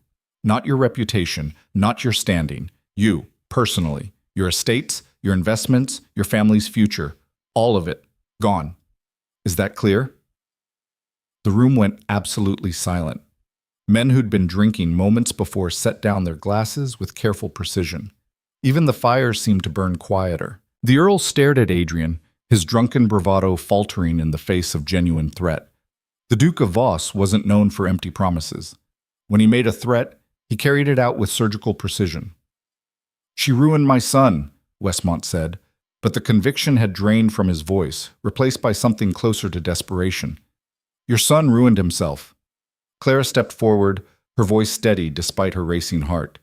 "He courted me while negotiating a marriage contract with someone else. He humiliated me publicly at a ball in front of everyone who mattered. He discarded me like I was nothing. Those were his choices, not mine. His actions, not mine. His cruelty, not mine." "You should have been grateful for his attention," Westmont's voice rose again, fueled by drink and wounded pride. "A girl of your station should have been honored that a man like Nathaniel even looked at you. You should have accepted whatever scraps he offered and been thankful." "Grateful?" Clara's laugh was bitter, edged with steel. "For being used? For being deceived? For being made a fool? Your son taught me a valuable lesson, Lord Westmont. He taught me that people like you believe I should accept cruelty with gratitude simply because of my birth, that I should be thankful for scraps from your table. You had no station, no wealth, no connections worth mentioning. And now I outrank your entire family." Clara's voice was ice, each word precisely delivered. "I am the Duchess of Voss. My husband controls more wealth and influence than you could accumulate in 10 lifetimes. I have the respect of society's most powerful families. So perhaps you should consider whether continuing this vendetta is worth making an enemy of someone who now has the power to crush you completely." The Earl opened his mouth, closed it, then looked around the room desperately. But no one came to his defense. Even his closest allies had stepped back, creating physical distance, unwilling to associate themselves with his drunken tirade. Attacking the Duchess of Voss meant challenging the Duke himself, and no one was foolish enough to do that. Adrian moved closer to Clara, presenting a united front, his hand finding the small of her back in that now familiar gesture of support and possession. "Leave, Westmont, before I have you removed and ensure every club in London knows you were ejected from the Richmond ball for being drunk and belligerent." The threat was clear: social death. The Earl stumbled toward the door, his dignity in tatters, his expensive coat rumpled and stained with spilled brandy. As he passed Clara, he hissed low enough that only she could hear, "This isn't over, girl. My family has power you can't imagine." "Your family had power," Clara corrected quietly, her voice cold as winter. "Past tense. You're destroying it yourself with every petty, vindictive act. And soon, you'll have nothing left but bitterness and regret." He left without responding, and the room slowly resumed its activities, though the atmosphere remained tense. Men spoke in lower voices now, casting occasional glances toward Clara and Adrian. Lord Pembroke approached Adrian with an apologetic expression. "I tried to calm him, Your Grace, but he was beyond reason. I apologize that you and the Duchess had to witness such a display." "Not your fault, Pembroke." Adrian's hand remained on Clara's back, steady and reassuring. "But I appreciate the attempt." As they left the card room, Marcus fell into step beside them, his young face troubled. "That could have gone worse," he observed, trying for levity. "How?" Clara asked, genuinely curious. "He could have taken a swing at Father. Then we'd have had a real scandal, fisticuffs at the Richmond ball." Marcus grinned slightly, but the expression didn't quite reach his eyes. "As it is, he just made himself look pathetic and vindictive." Adrian's expression remained grim as they walked through the corridor back toward the ballroom. "Desperate men are dangerous, Marcus. More dangerous than calculating ones. We need to be prepared." "Prepared for what?" Clara asked, ice forming in her stomach. "Retaliation. Westmont's pride has been wounded twice now. Once by your rise to a position his family could never reach, and again by tonight's very public humiliation. He'll lash out." Adrian met her eyes, his gaze serious. Men like him don't accept defeat gracefully. They look for ways to restore their honor, no matter how destructive. Clara felt a chill despite the warm evening. What can he actually do? He has no leverage over us, no power we need to fear. He has Nathaniel, and a wounded father will do terrible things to restore his son's reputation, even if it means destroying himself in the process. Adrian's voice was grim with experience. I've seen it before. Pride makes people reckless, makes them take risks that rational thought would prevent. Marcus nodded seriously, his earlier levity gone completely. I'll keep my ears open at university. If Westmont's planning something, word will travel through the younger set. These things always do. Students gossip worse than their mothers. Good. And Marcus, Adrian's expression softened slightly as he looked at his son. Thank you for standing with us tonight, for being here. It meant more than you know. Marcus looked surprised, then pleased, a genuine smile breaking across his face. We're family. That's what family does. The simple statement hung in the air, heavy with meaning. For Adrian, who'd pushed his son away for years, it was a moment of reconnection. For Clara, it was confirmation that she'd been accepted into this complicated family structure. They returned to the ballroom where the party continued in blissful ignorance of the drama that had just unfolded. But Clara couldn't shake the sense of unease that had settled over her like a shroud. She'd won the battle with Lady Ashford decisively, publicly, but the war, it seemed, was far from over. The rest of the evening passed in a blur. Clara smiled, conversed, danced when required, but her mind was elsewhere, calculating potential threats and strategies to counter them. The carriage ride home was quiet, both Clara and Adrian lost in their own thoughts. The streets of London rolled past, dark except for occasional gas lamps casting pools of yellow light. When they arrived at Voss House, Adrian helped her down personally rather than leaving it to the footman. Come to my study, he said. We need to talk. Clara followed him through the silent house to his private domain. The fire had burned low in the hearth, casting dancing shadows across the walls lined with books and maps. Adrian poured 2 glasses of brandy and handed her one, the crystal catching the firelight. I want you to be prepared, he began without preamble. Westmont will likely try to strike back, and his methods won't be honorable. Men who've lost everything have nothing left to lose. What do you think he'll do? Spread rumors, most likely. Try to discredit your reputation or question the legitimacy of our marriage. He might even attempt to find scandal in your family's background. Adrian's voice was matter-of-fact, clinical. We need to be ready to counter whatever he attempts.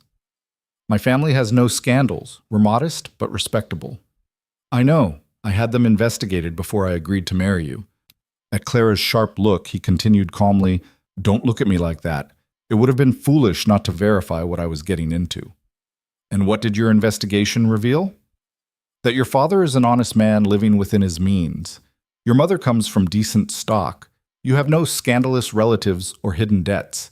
Your family's estate is small but well managed. In short, you're exactly what you appeared to be, which is rare in our world. Adrian took a sip of brandy. But that won't stop Westmont from trying to create scandal where none exists. Clara sat down heavily in one of the leather chairs, exhaustion suddenly overwhelming her. The triumph of the evening felt distant now, replaced by the reality that her battles were far from over. Adrian knelt before her chair, taking her hands in his. The gesture was so unexpected, so tender that Clara's breath caught. Listen to me, he said, his voice intense. You've already proven yourself stronger than anyone gave you credit for. You've survived public humiliation and turned it into power. You've faced down society's cruelest members and made them retreat. Whatever Westmont throws at you, you can handle it. And this time, you won't be facing it alone. You'll help me? I'll stand beside you. There's a difference. Adrian's grip tightened on her hands. I won't fight your battles for you. That would undermine everything you've built. It would make you look like you need protection rather than deserving respect. But I'll be your partner in strategy, your support when you need it, and your weapon when the situation calls for it. We're in this together, Clara, truly together.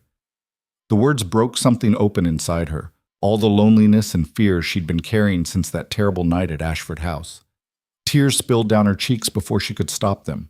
Adrian pulled her into his arms, holding her as she cried. It wasn't the careful, controlled comfort of their early days. This was real, messy and honest and deeply human. I'm tired of fighting, Clara whispered against his shoulder. I know, but you're winning. And soon you won't have to fight anymore. You'll have already won so decisively that no one will dare challenge you. Adrian stroked her hair, the gesture surprisingly gentle. We're almost there, Clara. Just a little further. She pulled back to look at him, and what she saw in his eyes made her heart stutter. It wasn't the cold assessment of their early acquaintance. It was something warmer, deeper, something that looked almost like love. Adrian, he kissed her before she could finish the thought. Not the perfunctory kiss of their wedding day or the careful passion of their previous encounters. This was different, urgent, and honest, carrying the weight of everything they'd survived together. When they finally separated, both breathing hard, Adrian rested his forehead against hers. I'm not good at this, he said roughly. At feeling things, at letting people in. Eleanor was the only person I ever loved, and when she died, I swore I'd never let myself be that vulnerable again. I know. But you've changed that. Somehow, without me even realizing it was happening, you've become essential to me.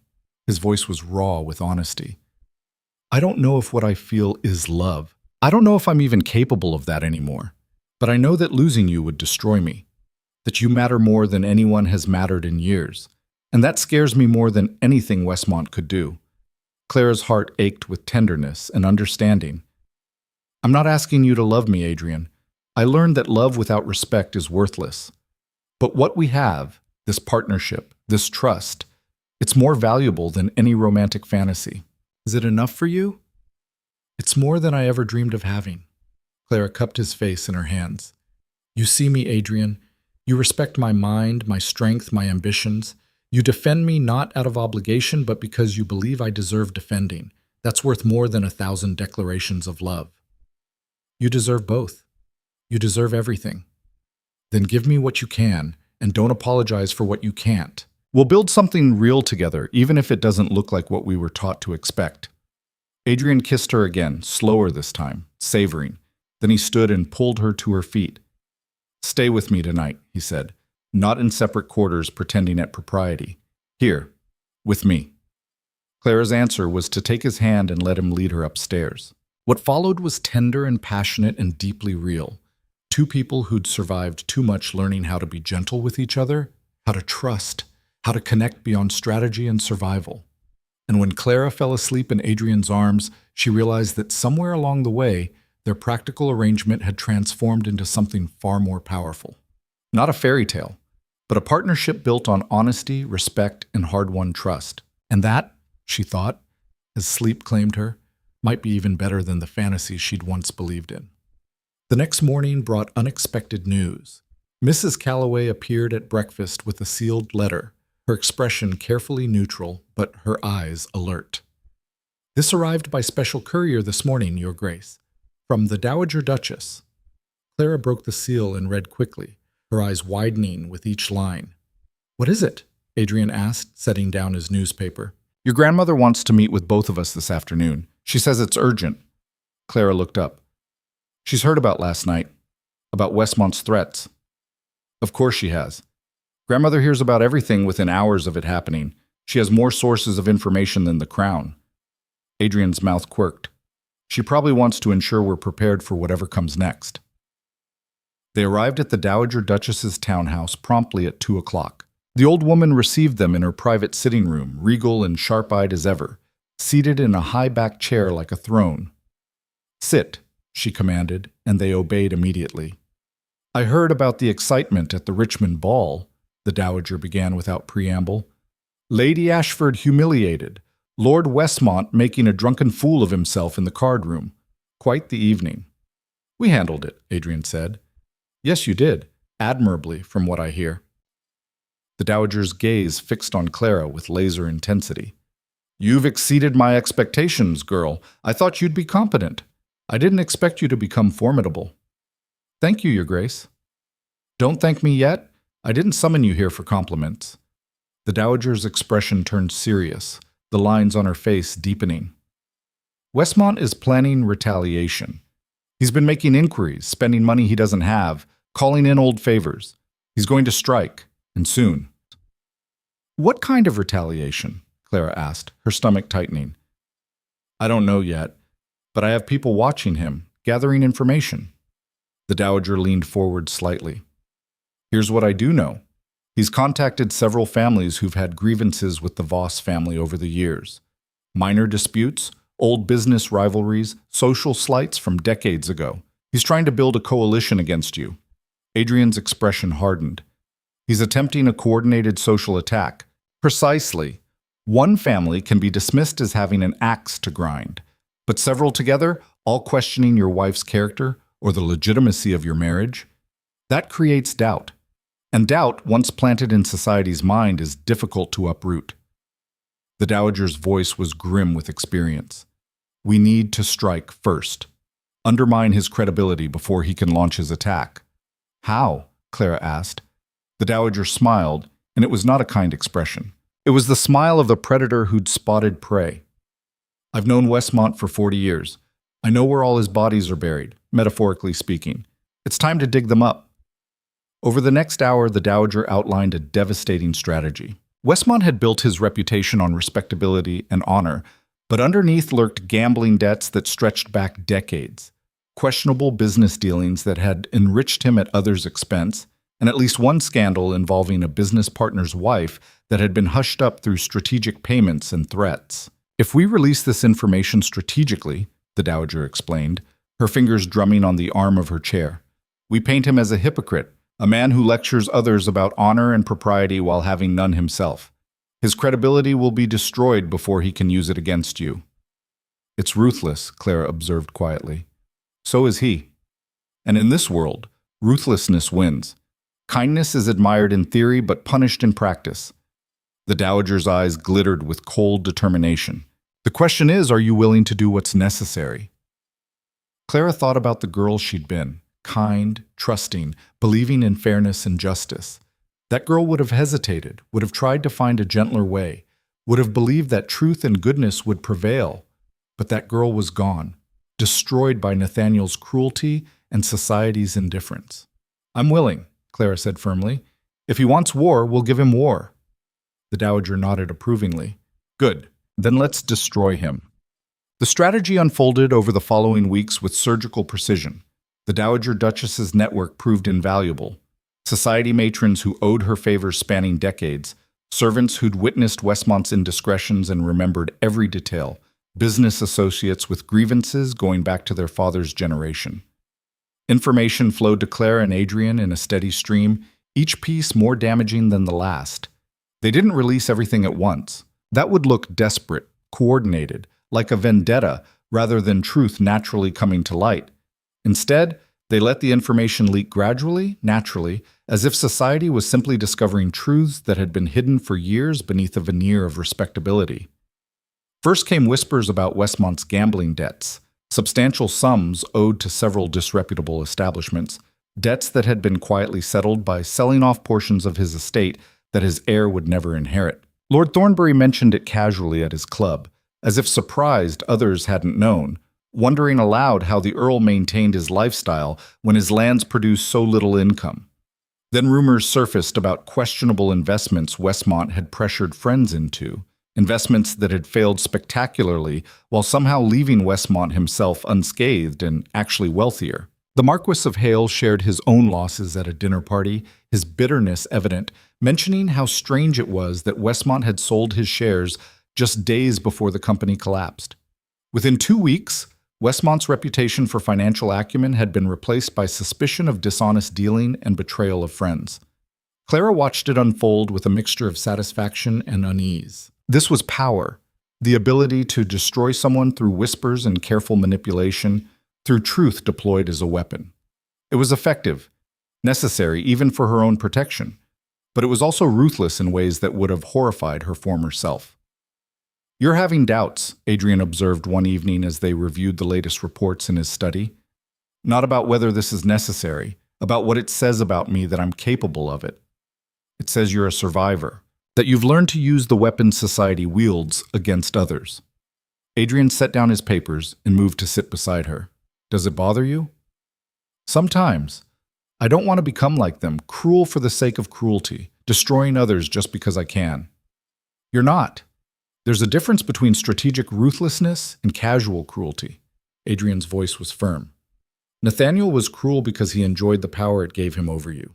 Westmont is cruel because he believes his status entitles him to treat others as disposable. But you? You're ruthless when necessary to protect yourself and others. That's not the same thing. Isn't it? No, because you don't enjoy it. You do it because you must, not because you want to. Adrian took her hand. That distinction matters, Clara.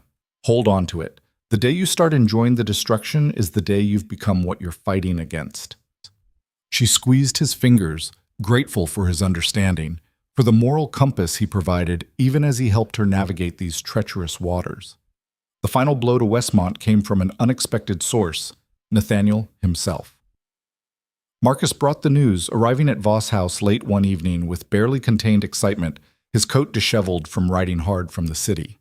Nathaniel's left Isabel, he announced without preamble, slightly out of breath, packed his things and moved into shabby rooms in the city. Apparently they had a massive row, and he told her their entire marriage was a mistake, that he'd sold his soul for her dowry. Clara's stomach dropped. Why would he do that now? Because he's apparently been drinking himself into oblivion and getting maudlin about his choices, telling anyone who'll listen about his regrets. Marcus handed over a letter, the paper cheap and the seal hastily done. This arrived for you today, from Nathaniel. He wants to see you. Adrian's expression darkened dangerously. Absolutely not. I agree it's a terrible idea, Marcus said quickly. But the letter itself might be useful. He's practically confessing to everything, using Clara, discarding her for money, regretting it. If this were to become public, it would destroy what's left of Westmont's defense, Clara finished, reading the letter quickly. Nathaniel's handwriting was barely legible, the words rambling and emotional, stained with what might have been tears or spilled alcohol. But the core message was clear. He'd made a terrible mistake, and he knew it. We could release this, Adrian said slowly, his strategic mind already working, show that even his own son admits the truth of what happened. Or, Clara said quietly, her voice thoughtful, I could see him, hear what he has to say. Clara, I know it's a risk. But if he's truly ready to take responsibility, that's more powerful than us attacking from the outside. A voluntary confession means more than forced exposure. Clara met Adrian's eyes, and I think I need to face him one last time, to close that chapter completely. Adrian looked deeply unhappy but nodded slowly. Then I'm coming with you. No. This is something I need to do alone. Clara, please, Adrian, trust me. She touched his face gently. I need to prove to myself that I can face him without fear, without needing protection, that I've truly moved beyond what he did to me. After a long moment, he conceded reluctantly. Fine, but I'm waiting outside wherever you meet him, and if he steps 1 foot out of line, you'll destroy him, I know. Clara smiled slightly. I appreciate the protective instinct, even if I don't need it anymore. I know you don't need it, but I need to offer it anyway. 2 days later, Clara met Nathaniel at a small, discreet tea room far from society's usual haunts, a shabby establishment in an unfashionable part of town. He looked terrible, unshaven, his clothes rumpled and poorly fitted, his eyes red-rimmed from drink or crying or both. The confident, charming man who'd once courted her was gone, replaced by this hollow shell. He stood when she entered, the gesture automatic despite his disheveled state, years of training asserting themselves even now. Clara, thank you for coming. Duchess Voss, she corrected calmly, taking her seat across from him. We're long past informality, Lord Nathaniel. He flinched as if she'd struck him, but nodded, sitting down heavily. For a long moment, neither spoke. The tea room was nearly empty, just an elderly couple in the corner and a bored-looking server. Finally, Nathaniel broke the silence, his voice hoarse. I've made a mess of everything. Yes, you have. I wanted to apologize. Properly. For what I did to you, how I treated you. You deserved so much better. Clara studied him dispassionately, like examining an insect under glass. The man who'd once seemed so powerful, so desirable, now looked small and broken. Why now? Why apologize after all this time? Because I can't live with it anymore. The guilt. The knowledge that I destroyed something real for something shallow and empty. Nathaniel's voice cracked. Isabel and I are miserable. We have nothing in common except our arrangement, nothing to talk about except money and appearances. Meanwhile, you've become extraordinary, and I threw that away because I was too much of a coward to choose substance over status. You're right. You were a coward. You still are, if you're only apologizing now that it's convenient for you, now that you're unhappy. I know I don't deserve forgiveness. I just needed you to know that I understand what I did, what I lost. But Clara leaned forward slightly, her voice sharp. Do you, Nathaniel? Do you really understand? Because here's what I think. You're not apologizing because you hurt me. You're apologizing because you're unhappy with the consequences of your choice. If your marriage to Isabel had been blissful, if your father's reputation hadn't been destroyed, you wouldn't be here. You'd still think you made the right decision. That's not true, isn't it? Tell me honestly, if you could go back knowing what you know now, would you have chosen me over Isabel? He opened his mouth to respond immediately, then stopped. His face worked as he struggled with the question, with the truth he didn't want to admit. Then he looked away, unable to meet her eyes. The silence was answer enough. That's what I thought.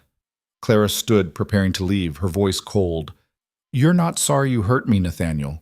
You're sorry you hurt yourself, and those are two very different things. Wait. He reached for her hand desperately, but she pulled back sharply. I came here hoping for real accountability, for genuine remorse that wasn't about your own suffering.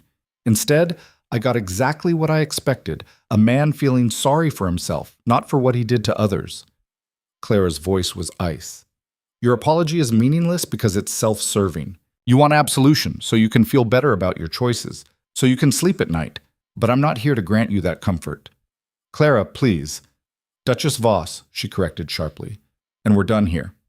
She walked out without looking back, her head high, leaving him sitting alone in that shabby tea room with his regrets and his empty apology. Adrian was waiting outside, leaning against the carriage, tension visible in every line of his body. He straightened when he saw her expression. That bad? Worse. He wanted forgiveness to ease his own guilt, not because he actually understands what he did wrong or cares about the harm he caused. Adrian opened the carriage door for her, his movements gentle. Are you all right? I'm fine. Better than fine, actually. Clara settled into her seat and Adrian climbed in beside her. I thought facing him would bring closure.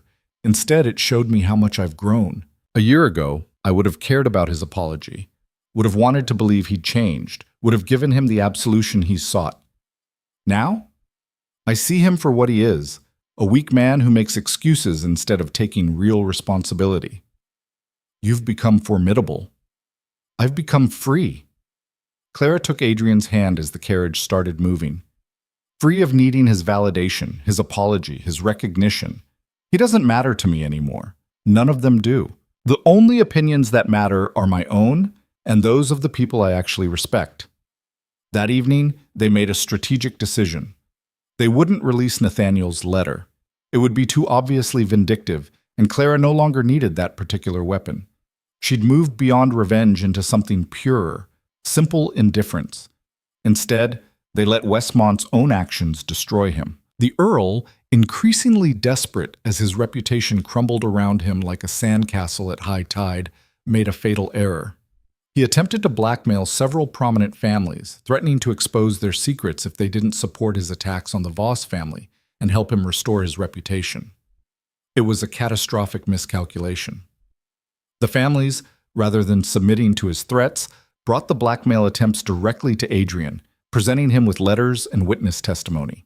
This is it, the Dowager Duchess said when they gathered to discuss the situation, her eyes gleaming with satisfaction. Westmont has crossed the line from social maneuvering into actual criminality. We have him. Adrian drafted a formal complaint to the authorities, backed by testimonies from 5 separate families, each one respectable and credible.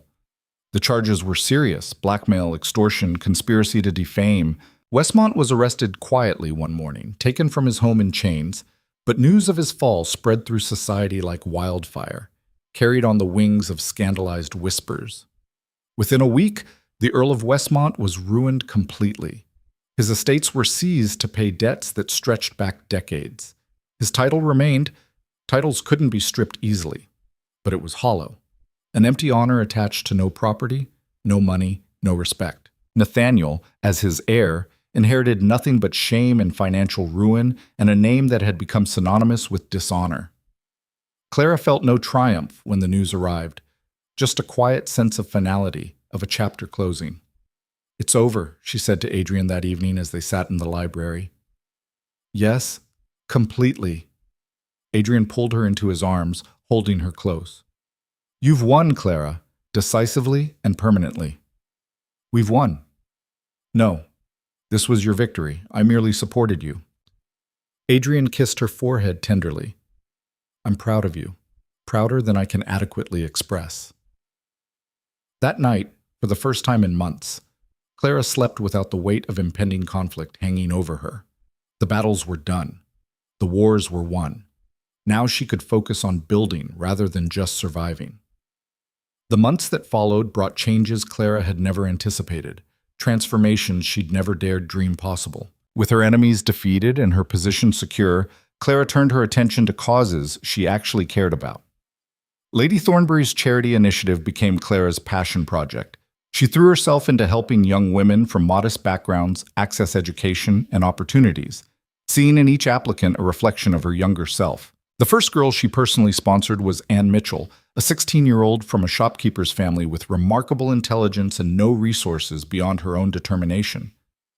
"You're giving me a chance I never dreamed possible," Anne said during their initial meeting, her eyes bright with hope and fear and desperate gratitude. "I'm giving you the chance I wish I'd had at your age," Clara replied gently. "What you do with it is entirely up to you. But know this, I believe in your potential, and I'll support you in achieving it." Anne thrived under Clara's mentorship, eventually becoming a teacher herself and helping other young women rise, creating a ripple effect that touched dozens of lives. Clara's charity work expanded rapidly, attracting attention from across London. Wealthy families competed to sponsor students, seeing it as fashionable to support the Duchess of Voss's initiatives, to be associated with her growing influence. Clara didn't care about their motivations as long as the girls benefited. She'd learned to be pragmatic about people's selfishness, to use it for good when possible.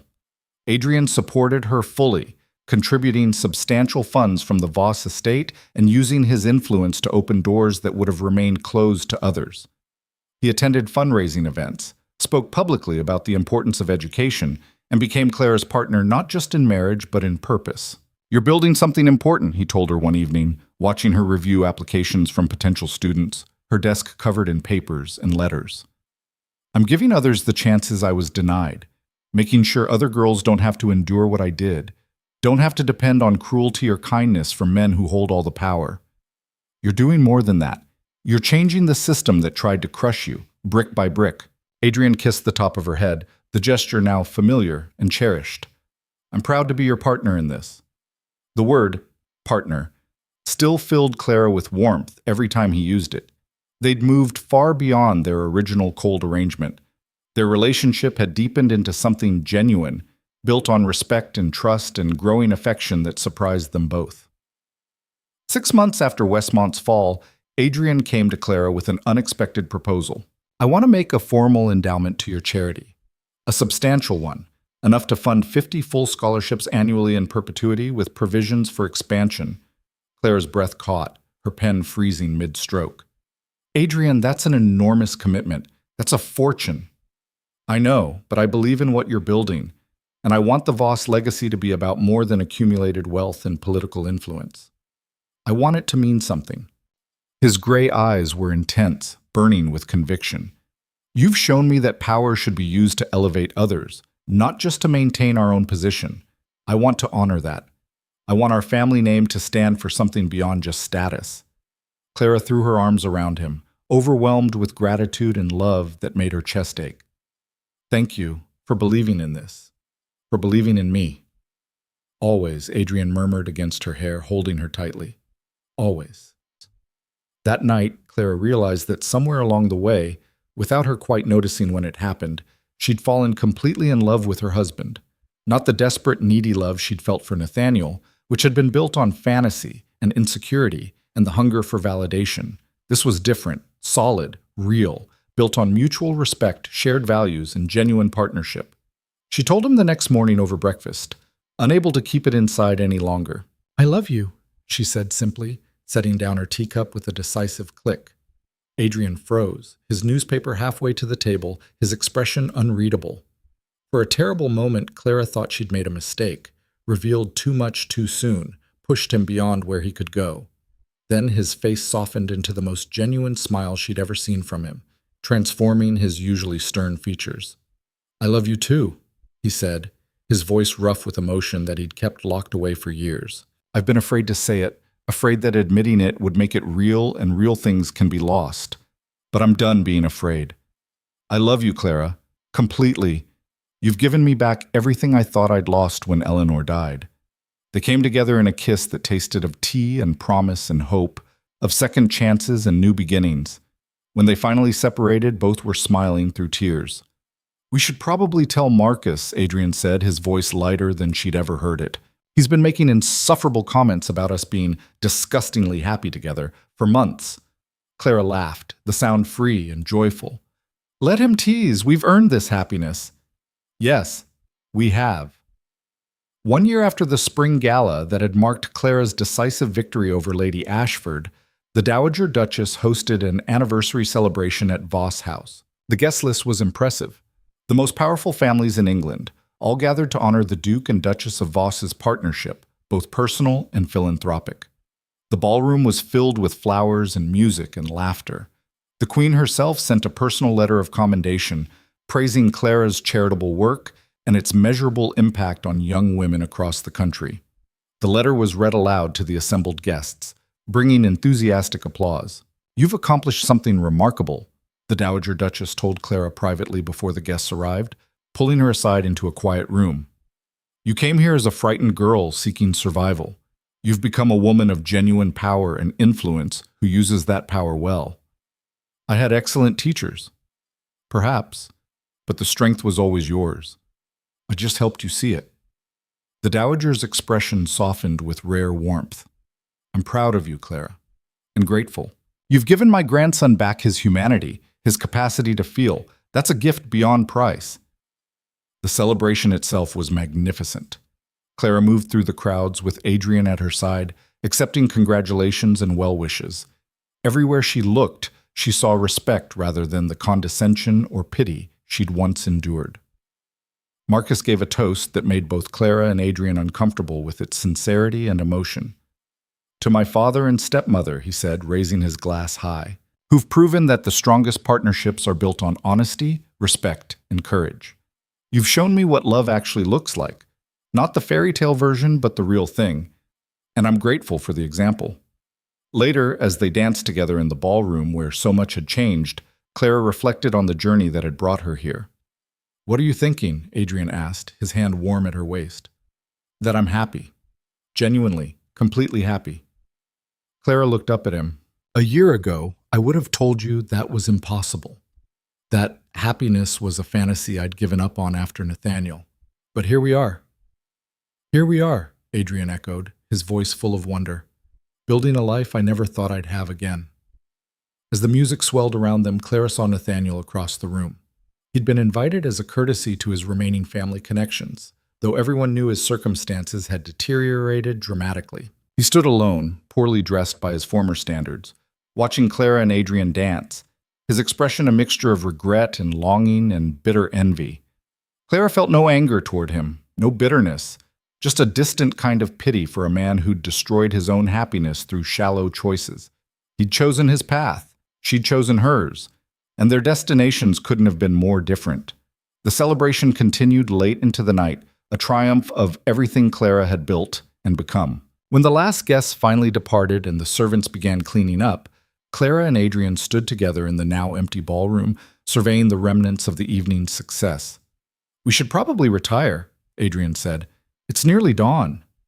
In a moment, Clara moved to the center of the dance floor, where they'd waltzed hours earlier.